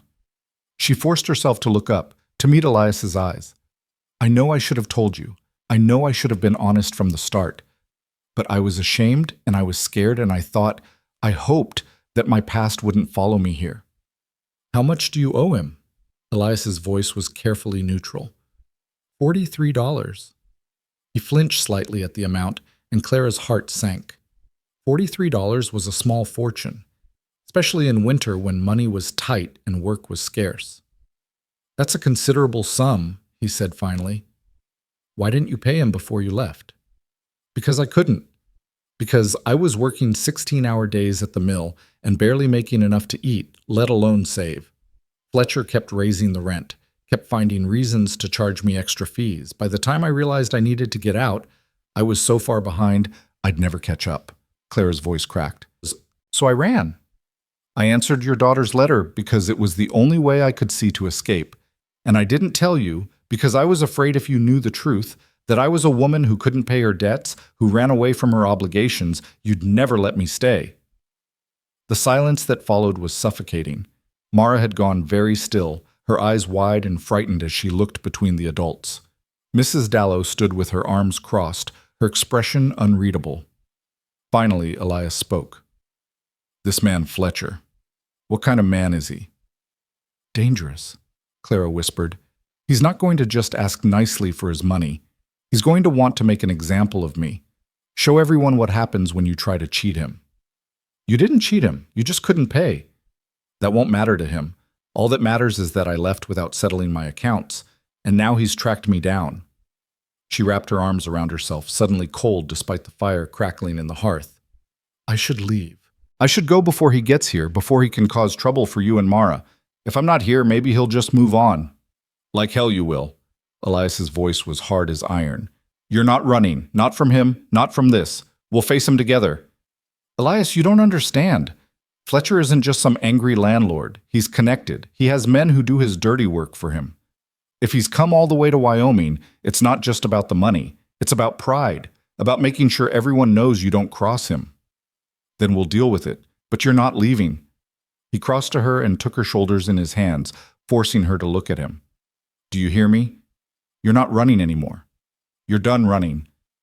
But the money, I'll pay him. Whatever you owe, I'll pay it.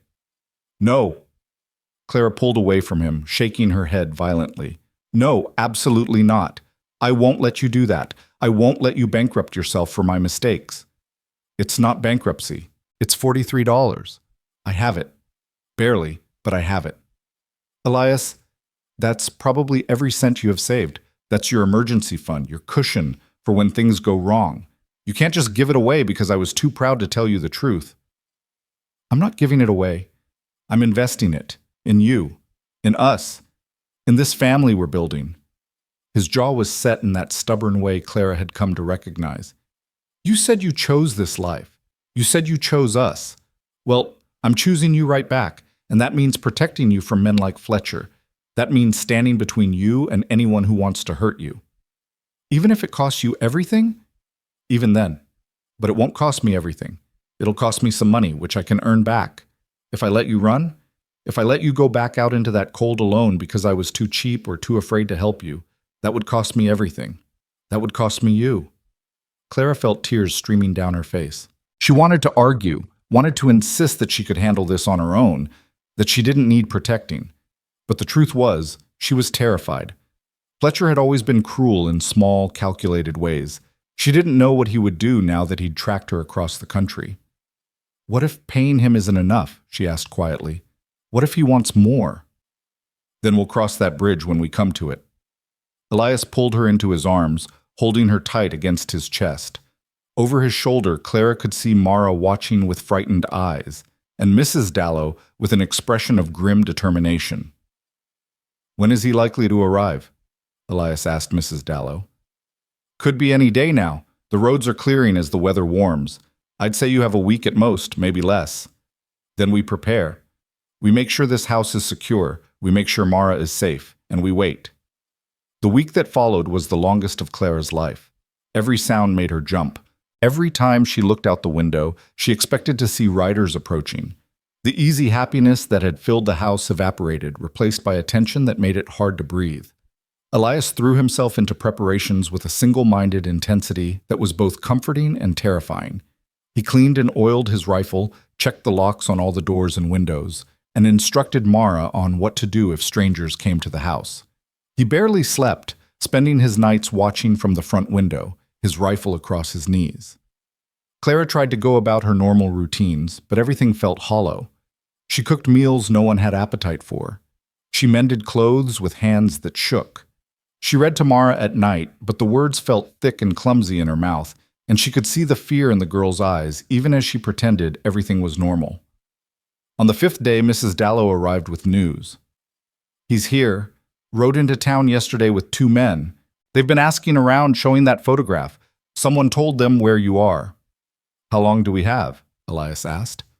"Hours, maybe. Certainly no more than a day." Clara felt her knees go weak. This was it. This was the moment where everything she'd built came crashing down around her. "Mara," Elias said quietly, "I need you to go to Mrs. Dallow's house and stay there until we come get you." "No!" Mara's voice was shrill with panic. "I'm not leaving you and Clara." "You're not leaving us. You're just going somewhere safe for a little while." "But what if something happens? What if—" "Nothing's going to happen." Elias knelt down and took his daughter's face in his hands. "I promise you, nothing bad is going to happen. But I need to know you're safe so I can focus on handling this situation. Can you do that for me? Can you be brave and go with Mrs. Dallow?" Mara's face crumpled, but she nodded. "You promise you'll come get me? Both of you?" "We promise." Clara knelt beside Elias and wrapped her arms around the girl. "This will all be over soon, and then we'll all be together again. Everything will be fine." "You promise?" Mara's voice was muffled against Clara's shoulder. "I promise." It was a lie, and they both knew it, but sometimes lies were kinder than the truth. Mrs. Dallow took Mara away, the girl looking back over her shoulder with eyes too old and frightened for her young face. The moment they were gone, Clara sagged against the wall. "I'm sorry," she whispered. "I'm so sorry I brought this down on you." "Stop apologizing. This isn't your fault." Elias checked his rifle one more time, then set it carefully beside the door. "Whatever happens, Clara, whatever he says or does, you stay behind me. Understand? You don't engage with him. You don't argue. You just stay quiet and let me handle it." "Elias, I can't ask you to—" "You're not asking. I'm telling you. This is how it's going to be." Before Clara could respond, they heard it, the sound of horses approaching. 3 of them, from the rhythm of the hoofbeats. They stopped in the yard, and for a moment there was nothing but the creak of leather and the heavy silence of men dismounting. Then came the knock on the door, hard, authoritative, brooking no refusal. Elias looked at Clara one more time. "Stay behind me," he said again. Then he opened the door. The man on the other side was exactly as Clara remembered him, tall and well-dressed, with cold gray eyes and a mouth that curved naturally into a sneer. Daniel Fletcher looked at Elias with barely concealed contempt. Then his gaze slid past him to where Clara stood, and his expression turned predatory. "Well, well, Miss Wynne, you've been a difficult woman to find." "Mr. Fletcher." Clara was proud that her voice didn't shake. "I wasn't expecting you." "I'm sure you weren't. Most thieves don't expect to be caught." He looked around the modest cabin with obvious disdain. "This is what you ran away for? This hovel in the middle of nowhere? I must say your taste has declined considerably." "State your business." Elias's voice was hard and flat. "Then leave." Fletcher turned his attention back to Elias, looking him up and down with insulting thoroughness. "You must be the rancher, the one who married my tenant without bothering to check her references or settle her debts first. I hope you got her cheap, because she certainly left Boston owing me a considerable sum." "I know about the debt. I'm prepared to settle it." "Are you now?" Fletcher smiled, and it was the smile of a shark. "That's very gallant of you. Very noble. Unfortunately, the debt has grown since Miss Wynne ran away.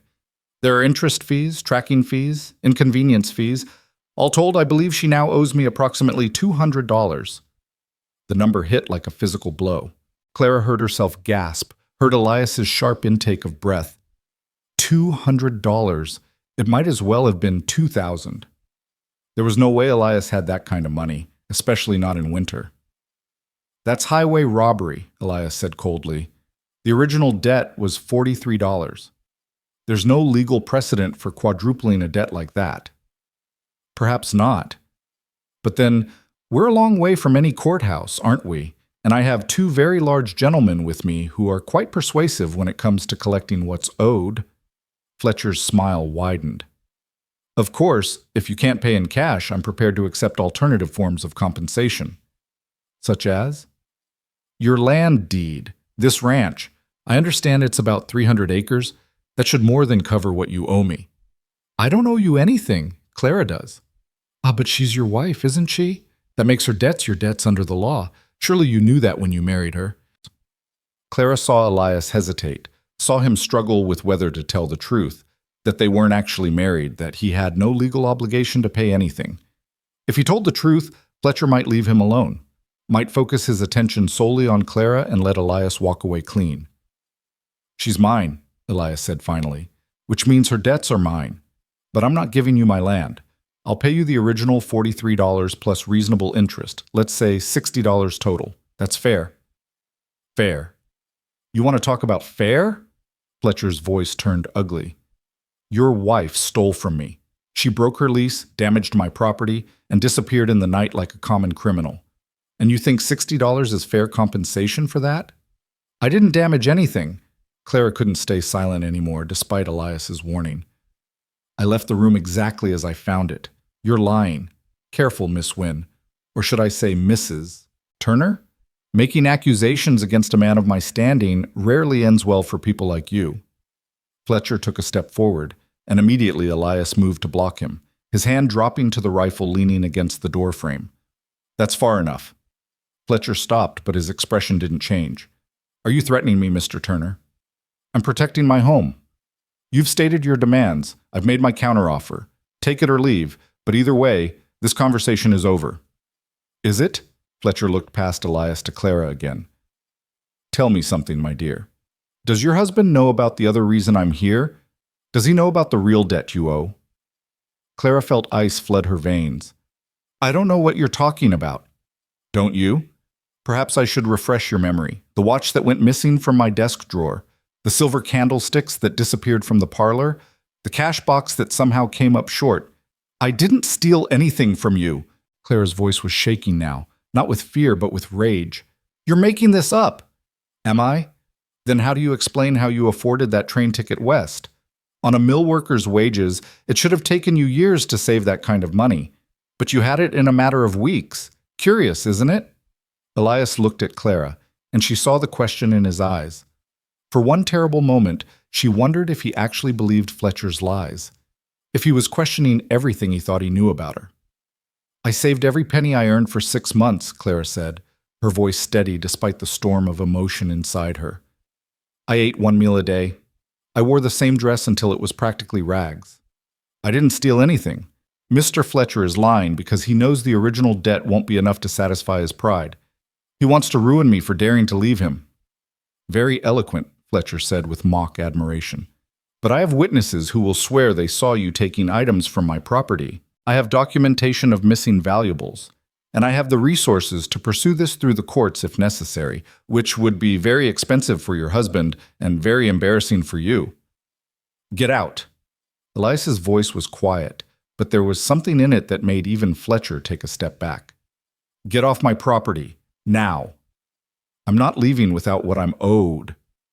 You're not owed anything. You're a liar and a cheat, and you're using the law to terrorize a woman who had the courage to escape your exploitation. But she's not alone anymore. She's not defenseless. So I'll say it one more time. Get off my property, or I'll remove you myself. Fletcher's face darkened with fury. You're making a very serious mistake, Mr. Turner. I have powerful friends. I can make your life very difficult. You can try. Elias picked up the rifle, not pointing it at Fletcher, but making his intent clear.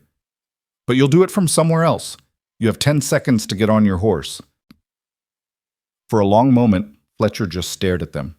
Then he smiled that shark smile again and tipped his hat with exaggerated courtesy. This isn't over, Miss Wynne. I'll be back with the sheriff and a warrant for your arrest. Theft is a serious crime, even out here in the wilderness. I wonder how your new husband will feel about you when you're sitting in a jail cell. He turned and walked back to his horse, his 2 silent companions following. They mounted and rode away, but not before Fletcher looked back one more time, his expression promising retribution. The moment they were out of sight, Clara's legs gave out. She sank to the floor, her whole body shaking. Elias set down the rifle and knelt beside her, pulling her into his arms. "He's lying," she gasped. "Everything he said about the stealing, it's all lies. I never took anything from him. I swear it." "I know. I believe you. But what if he comes back with the sheriff? What if he's fabricated evidence? What if—" "Then we'll fight it. We'll get a lawyer. We'll tell the truth." Elias pulled back just enough to look her in the face. "Clara, listen to me. I don't care what he says. I don't care what lies he tells. I know who you are. I know what kind of person you are, and I will stand beside you no matter what comes. Even if it costs you everything, your land, your reputation, your freedom, even then. Because you're worth it. Because this," he gestured between them, "what we're building together, it's worth fighting for. It's worth protecting." Clara buried her face in his chest and wept, great racking sobs that came from somewhere deep and wounded inside her. She cried for the injustice of it all, for the fear and the uncertainty, for the fact that she'd finally found something good only to have it threatened by the ghosts of her past. But underneath the fear and the tears, there was something else, something fierce and bright and unbreakable. She had run from Fletcher once, run from Boston with nothing but desperation driving her, but she wouldn't run again. She had something to fight for now, someone to fight for. She had Elias, and she had Mara, and she had this life they were building together. And she'd be damned if she let Daniel Fletcher take that away from her without a fight. When Clara finally stopped crying, she found herself still wrapped in Elias's arms, her face pressed against his chest where she could hear the steady rhythm of his heartbeat. It was that steadiness that gave her the courage to pull herself together, to wipe her eyes and straighten her spine and start thinking clearly again. "We need a plan," she said, her voice hoarse but determined. "Fletcher will be back, probably with the sheriff like he said. We need to be ready." "Agreed." Elias helped her to her feet, his hand steadying her when she swayed slightly. "First thing, we go to town. We talk to the sheriff ourselves before Fletcher can poison him with lies. We tell him the truth, that you owed Fletcher rent, that you left Boston to start over, that Fletcher's fabricated theft charges to extort money from us. What if the sheriff believes him instead of us? Fletcher said he has witnesses, documentation. Even if it's all fake, it might look real enough to convince someone who doesn't know me. Then we'll need our own witnesses, people who can vouch for your character." Elias was already moving, pulling on his coat and boots. "Mrs. Dallow, for one. She's known and respected in this county. And Doc Morrison, he knows you helped nurse Mara through her fever. And the shopkeeper, Miller. You've been to his store enough times that he knows you're honest." "Will that be enough?" "It'll have to be." He paused at the door, looking back at her with fierce determination in his pale eyes. "Clara, I'm not going to let him destroy you. I'm not going to let him take you away from us. Whatever it costs, whatever it takes, we're going to fight this." They rode into town within the hour, pushing the horses harder than was probably wise given the still icy roads. Copper Ridge wasn't much of a town, just a main street with a general store, a saloon, a church, and a handful of other buildings, including the sheriff's office. But it was bigger than Clara had imagined, with perhaps 200 souls calling it home. The sheriff's office was a small wooden structure with bars on the windows and a tired-looking man sitting behind a desk when they walked in. He looked up from the papers he was reading, his weathered face creasing into a frown when he saw them. "Elias Turner, wasn't expecting to see you today. What brings you to town?" "We need to talk to you, Jim. It's important." Elias's hand was at the small of Clara's back, a gesture of support and solidarity. "This is Clara Wynn. She's been living at my place since January, helping with Mara and the household." Sheriff Jim Calloway's eyes moved to Clara, taking her measure with the practiced assessment of a man who'd spent years judging people's character at a glance. "Miss Wynn, I've heard about you. Mrs. Dallow speaks highly of you." "Thank you, Sheriff." Clara tried to keep her voice steady. "I appreciate that. But I'm afraid I'm here because there's a man named Daniel Fletcher who's come to town. He's from Boston, and he's claiming that I owe him money and that I stole from him. Neither charge is true." Calloway's expression didn't change, but something shifted in his eyes. "Fletcher. Yes, he was here yesterday. Showed me a photograph of you, said you'd run out on debts and stolen property. He seemed pretty convinced of his story. He would be, since he made it up. Clara's hands were clenched at her sides, her nails digging into her palms. The truth is, I did owe him rent. 3 months' worth, $43 total. I left Boston without paying because I couldn't afford it and I needed to get away. That part is true, and I'm not proud of it. But I never stole anything from him. The theft charges are fabricated. That's a serious accusation, Miss Wynn. You're saying he's lying? I'm saying he's lying to extort more money than I actually owe him. He demanded $200 from us, threatened to take Elias's land if we couldn't pay. When we refused, he invented theft charges to force our hand. Calloway leaned back in his chair, his fingers steepled under his chin. And you can prove this? That the theft charges are false? Can he prove they're true? Elias interrupted.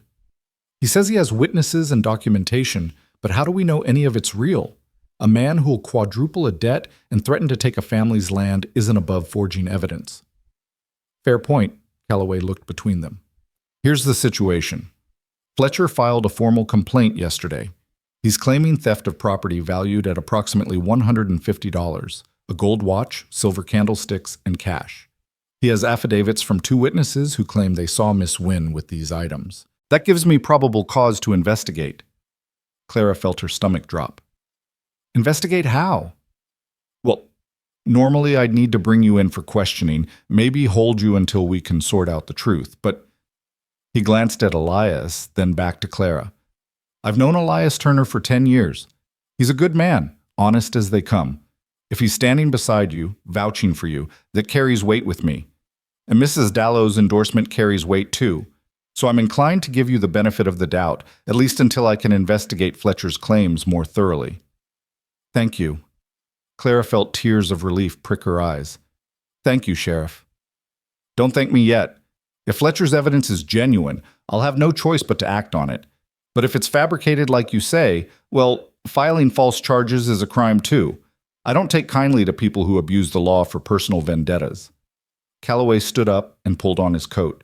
I'll ride out to Fletcher's hotel, have a look at this evidence he supposedly got. In the meantime, you two should go talk to anyone who can speak to Miss Wynn's character.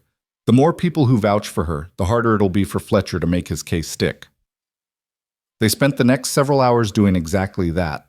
Mrs. Dallow was their first stop, and she was absolutely furious when she heard about Fletcher's threats. That snake, she hissed, her usually kind face twisted with rage. Coming into our town, threatening our people. Well, he picked the wrong woman to mess with. I'll testify, of course. I'll tell the sheriff and anyone else who'll listen that Clara Wynn is as honest as the day is long, and Daniel Fletcher is a lying scoundrel. Doc Morrison was their next visit. He was an elderly man with gentle hands and sharp eyes, and he remembered Clara from Mara's illness with obvious warmth. That girl of yours nursed little Mara through a dangerous fever with more skill than some trained nurses I've known, he told Elias. She knew exactly what to do, stayed up for days making sure the child pulled through. That's not the behavior of a thief or a criminal, that's the behavior of someone with a good heart. Miller, the shopkeeper, was equally supportive. Miss Wynn comes in here every week for supplies, always pays in full, never tries to shortchange me or steal anything. She's polite, respectful, and she treats my wife with kindness. That's good enough for me. By the time they returned to the sheriff's office, Clara was exhausted but cautiously hopeful. Surely with all these people willing to speak on her behalf, Fletcher's lies would crumble. But when they walked into the office, they found Fletcher already there, sitting in front of Calloway's desk with a smug expression on his face. His 2 hired men stood behind him, and the sheriff looked deeply uncomfortable. Ah, Miss Wynn, how convenient. I was just showing the sheriff my evidence. Fletcher gestured to the papers spread across the desk. These are affidavits from 2 witnesses who saw you in possession of my property. This is a receipt from a pawn shop in Denver where you allegedly sold my watch. And this, he held up a piece of paper with a flourish, is a report from a Pinkerton detective who tracked your movements from Boston to Wyoming, documenting your flight from justice. Clara stared at the papers in horror. They looked official. They looked real. Even though she knew they had to be forgeries, they were convincing forgeries. Sheriff, I never... It's quite compelling, Miss Wynn. Calloway's voice was regretful. I'd like to believe you. I really would. But Mr. Fletcher has substantial documentation here. Unless you have evidence to counter his claims, she has us. The voice came from the doorway, and Clara turned to see Mrs. Dallow standing there, flanked by Doc Morrison, Miller the shopkeeper, and at least a dozen other townspeople. She has the word of every decent person in this county. Fletcher rolled his eyes. How touching. A lynch mob of character witnesses. But I'm afraid the law requires actual evidence, not just sentiment. Then let's talk about evidence. Mrs. Dallow pushed her way into the office, the crowd following behind her. You say Clara stole a watch and sold it at a pawn shop in Denver. But Clara never went to Denver. She came straight here from the train station at Copper Ridge. Elias found her there after she'd been waiting for 3 days in the cold. So she claims. So the station master will testify. He saw her there, saw her luggage with the Boston tag still on it.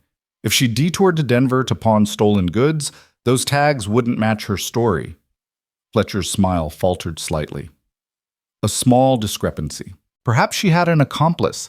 And these witnesses of yours, Mrs. Dallow continued relentlessly, these people who supposedly saw Clara with your property, I noticed their affidavits aren't dated until after Clara left Boston. Convenient, isn't it? Almost like you paid them to remember things that never happened. That's a slanderous accusation. Is it? Then you won't mind if the sheriff telegraphs Boston and asks the police there to verify these witnesses exist and that their testimony is genuine, unless, of course, you're afraid of what they might find.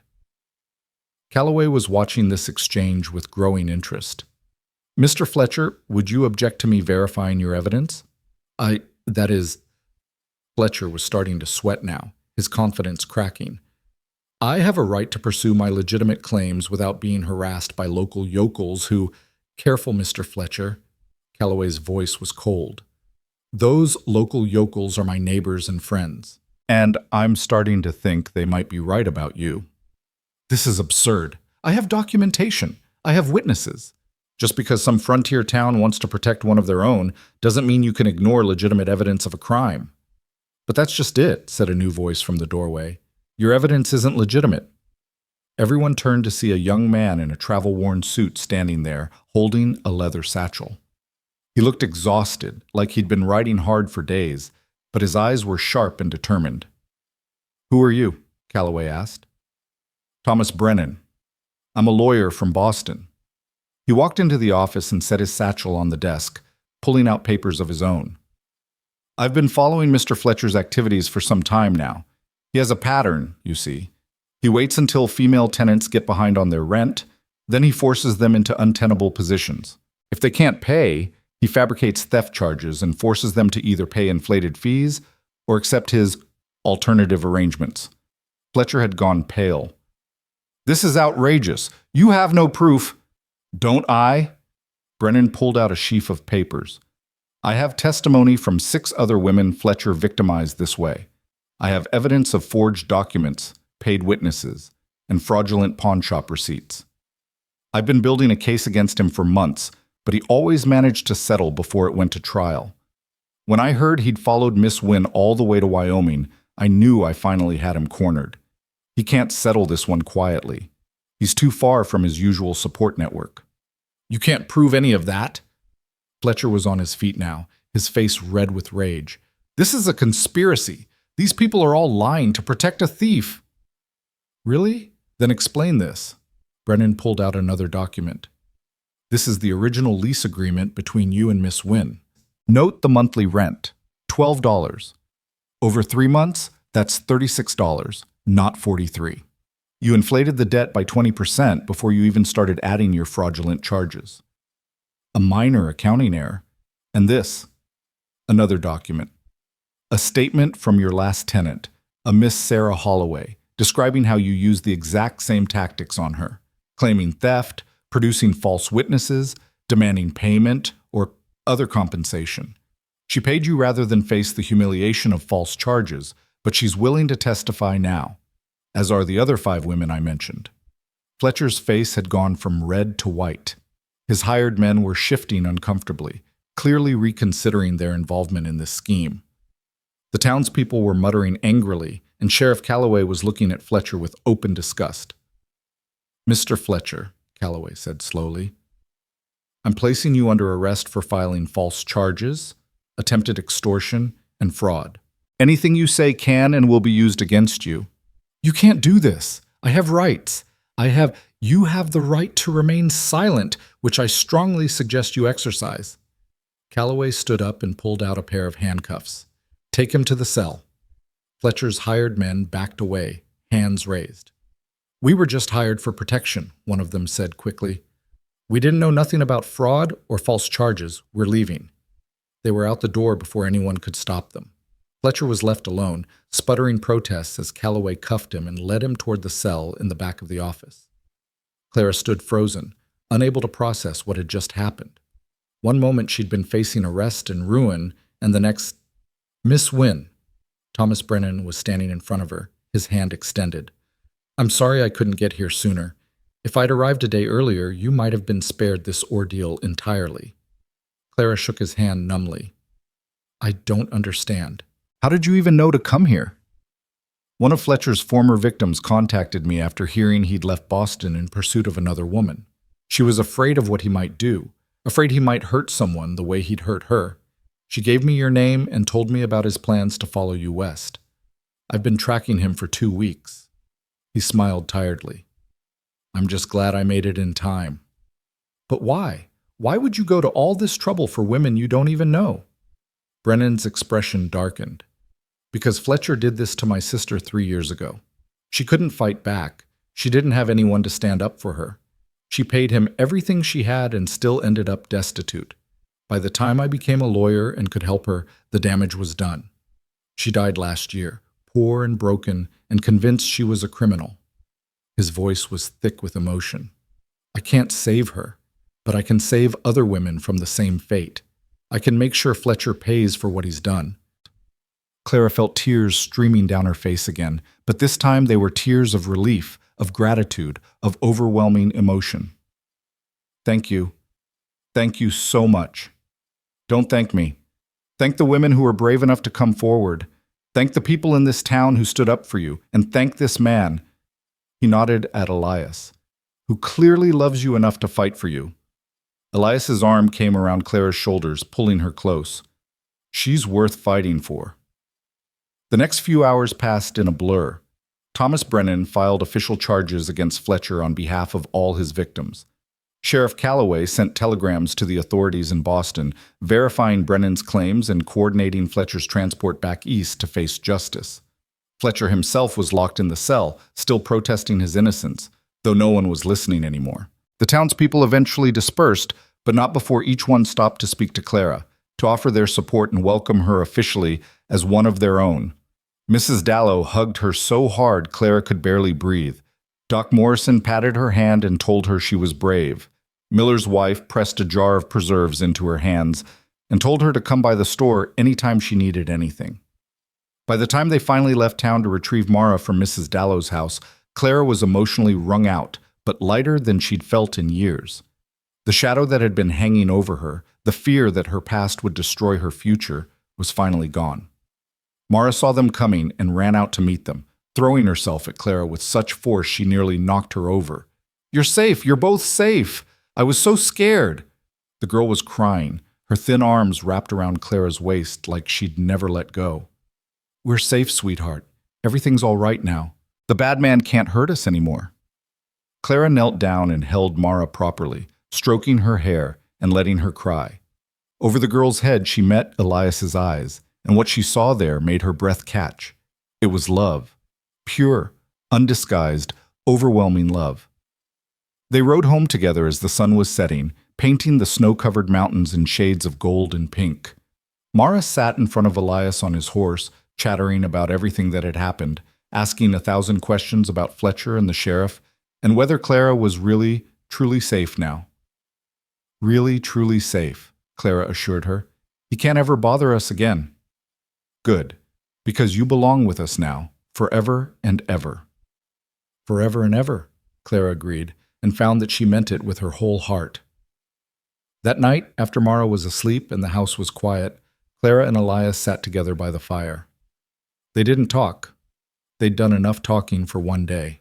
They just sat close, shoulders touching, hands intertwined, watching the flames dance and feeling the peace of crisis survived and danger past. Finally, Elias spoke. I was so afraid today. When I saw all that fake evidence, when I thought they might actually arrest you, might take you away from us. His voice broke. I realized that I can't lose you, Clara. I can't. You've become too important, too essential. You're not going to lose me. I'm not going anywhere. I know, but today made me realize something else too. He turned to face her, taking both her hands in his. I don't want to wait anymore. I don't want to take things slow or be cautious or pretend this is something less than what it is. Clara's heart was pounding. What are you saying? I'm saying that I love you. I'm saying that you're not just someone helping out for the winter or a convenient solution to a problem. You're the woman I want to spend my life with, the woman I want to raise Mara with, the woman I want to wake up next to every morning for the rest of my days. He took a shaky breath. I know it's too soon. I know we've only known each other for a few months, but Sarah taught me that life is short and precious, and when you find something good, you hold on to it with both hands. So I'm asking, Clara Wynne, will you marry me? Will you make this family official and permanent and real? Claire was crying again. She seemed to do nothing but cry these days, but for once they were happy tears.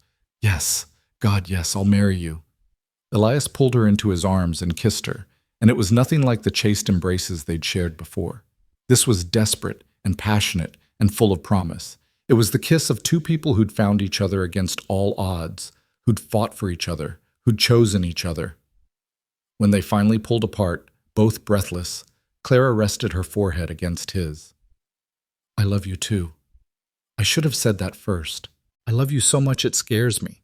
Don't be scared, not anymore. We've been through the worst. Everything from here on out is just living. Just living, Claire repeated and found herself smiling through her tears. I think I like the sound of that. They were married 3 weeks later in the small church in Copper Ridge, with the entire town in attendance. Mrs. Dallow served as matron of honor, and Doc Morrison stood up with Elias. Mara was flower girl, scattering wildflowers down the aisle with such enthusiasm that half of them ended up in people's hair. Thomas Brennan came back for the ceremony, bringing news that Fletcher had been sentenced to 5 years in prison for fraud and extortion. Clara wore a new dress, pale blue with white lace at the collar, that Mrs. Dallow and several other women had helped her sew. It wasn't fancy. They didn't have money for anything elaborate, but it was hers, made with care and love by her new community. As she walked down the aisle toward Elias, who was waiting for her with tears in his eyes and a smile on his face, she felt like the luckiest woman alive. The ceremony was simple and beautiful. They spoke their vows in steady voices, promising to love and cherish each other through whatever life might bring. When the minister pronounced them husband and wife, Elias kissed her softly, reverently, and the congregation erupted in cheers. At the reception afterward, held in the church hall with food contributed by everyone in town, Clara found herself surrounded by people who genuinely cared about her, people who'd accepted her as one of their own, who'd fought for her when she needed it, who were celebrating her happiness like it was their own. I can't believe this is real, she whispered to Elias as they danced their first dance as husband and wife. 6 months ago, I was freezing on a train platform, convinced I'd made the worst mistake of my life. And now you're home, Elias finished. Right where you belong. That night, as they rode back to the ranch, their home, with Mara asleep in the back of the wagon, Clara looked up at the stars scattered across the wide Wyoming sky and felt a peace so profound it was almost painful. She'd spent her whole life running, searching, fighting for scraps of happiness and security. But she wasn't running anymore. She was home. Finally.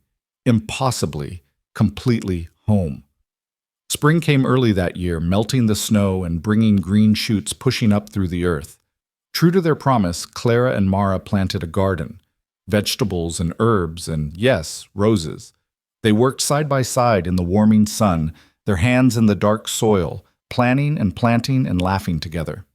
Elias built a proper fence around the garden to keep the deer out, and he added a bench where they could sit in the evenings and watch things grow. He smiled more now, laughed more easily, held Clara close whenever she was near enough to touch. The hardness that grief had carved into his face was softening, replaced by something warmer and more open. Mara bloomed too. She was still the same earnest, talkative child, but there was a security in her now that hadn't been there before. She called Clara Mama without hesitation, and she no longer had nightmares about being abandoned. She was learning to read and write, practicing her letters in the evenings while Clara mended and Elias worked on ranch accounts. She was learning to cook, to garden, to care for the animals. She was learning what it meant to be part of a family that was whole and happy and here to stay. One evening in late spring, as they sat on the new bench watching the sunset paint the sky in shades of purple and gold, Mara turned to Clara with a serious expression. "I'm glad I wrote that letter," she said.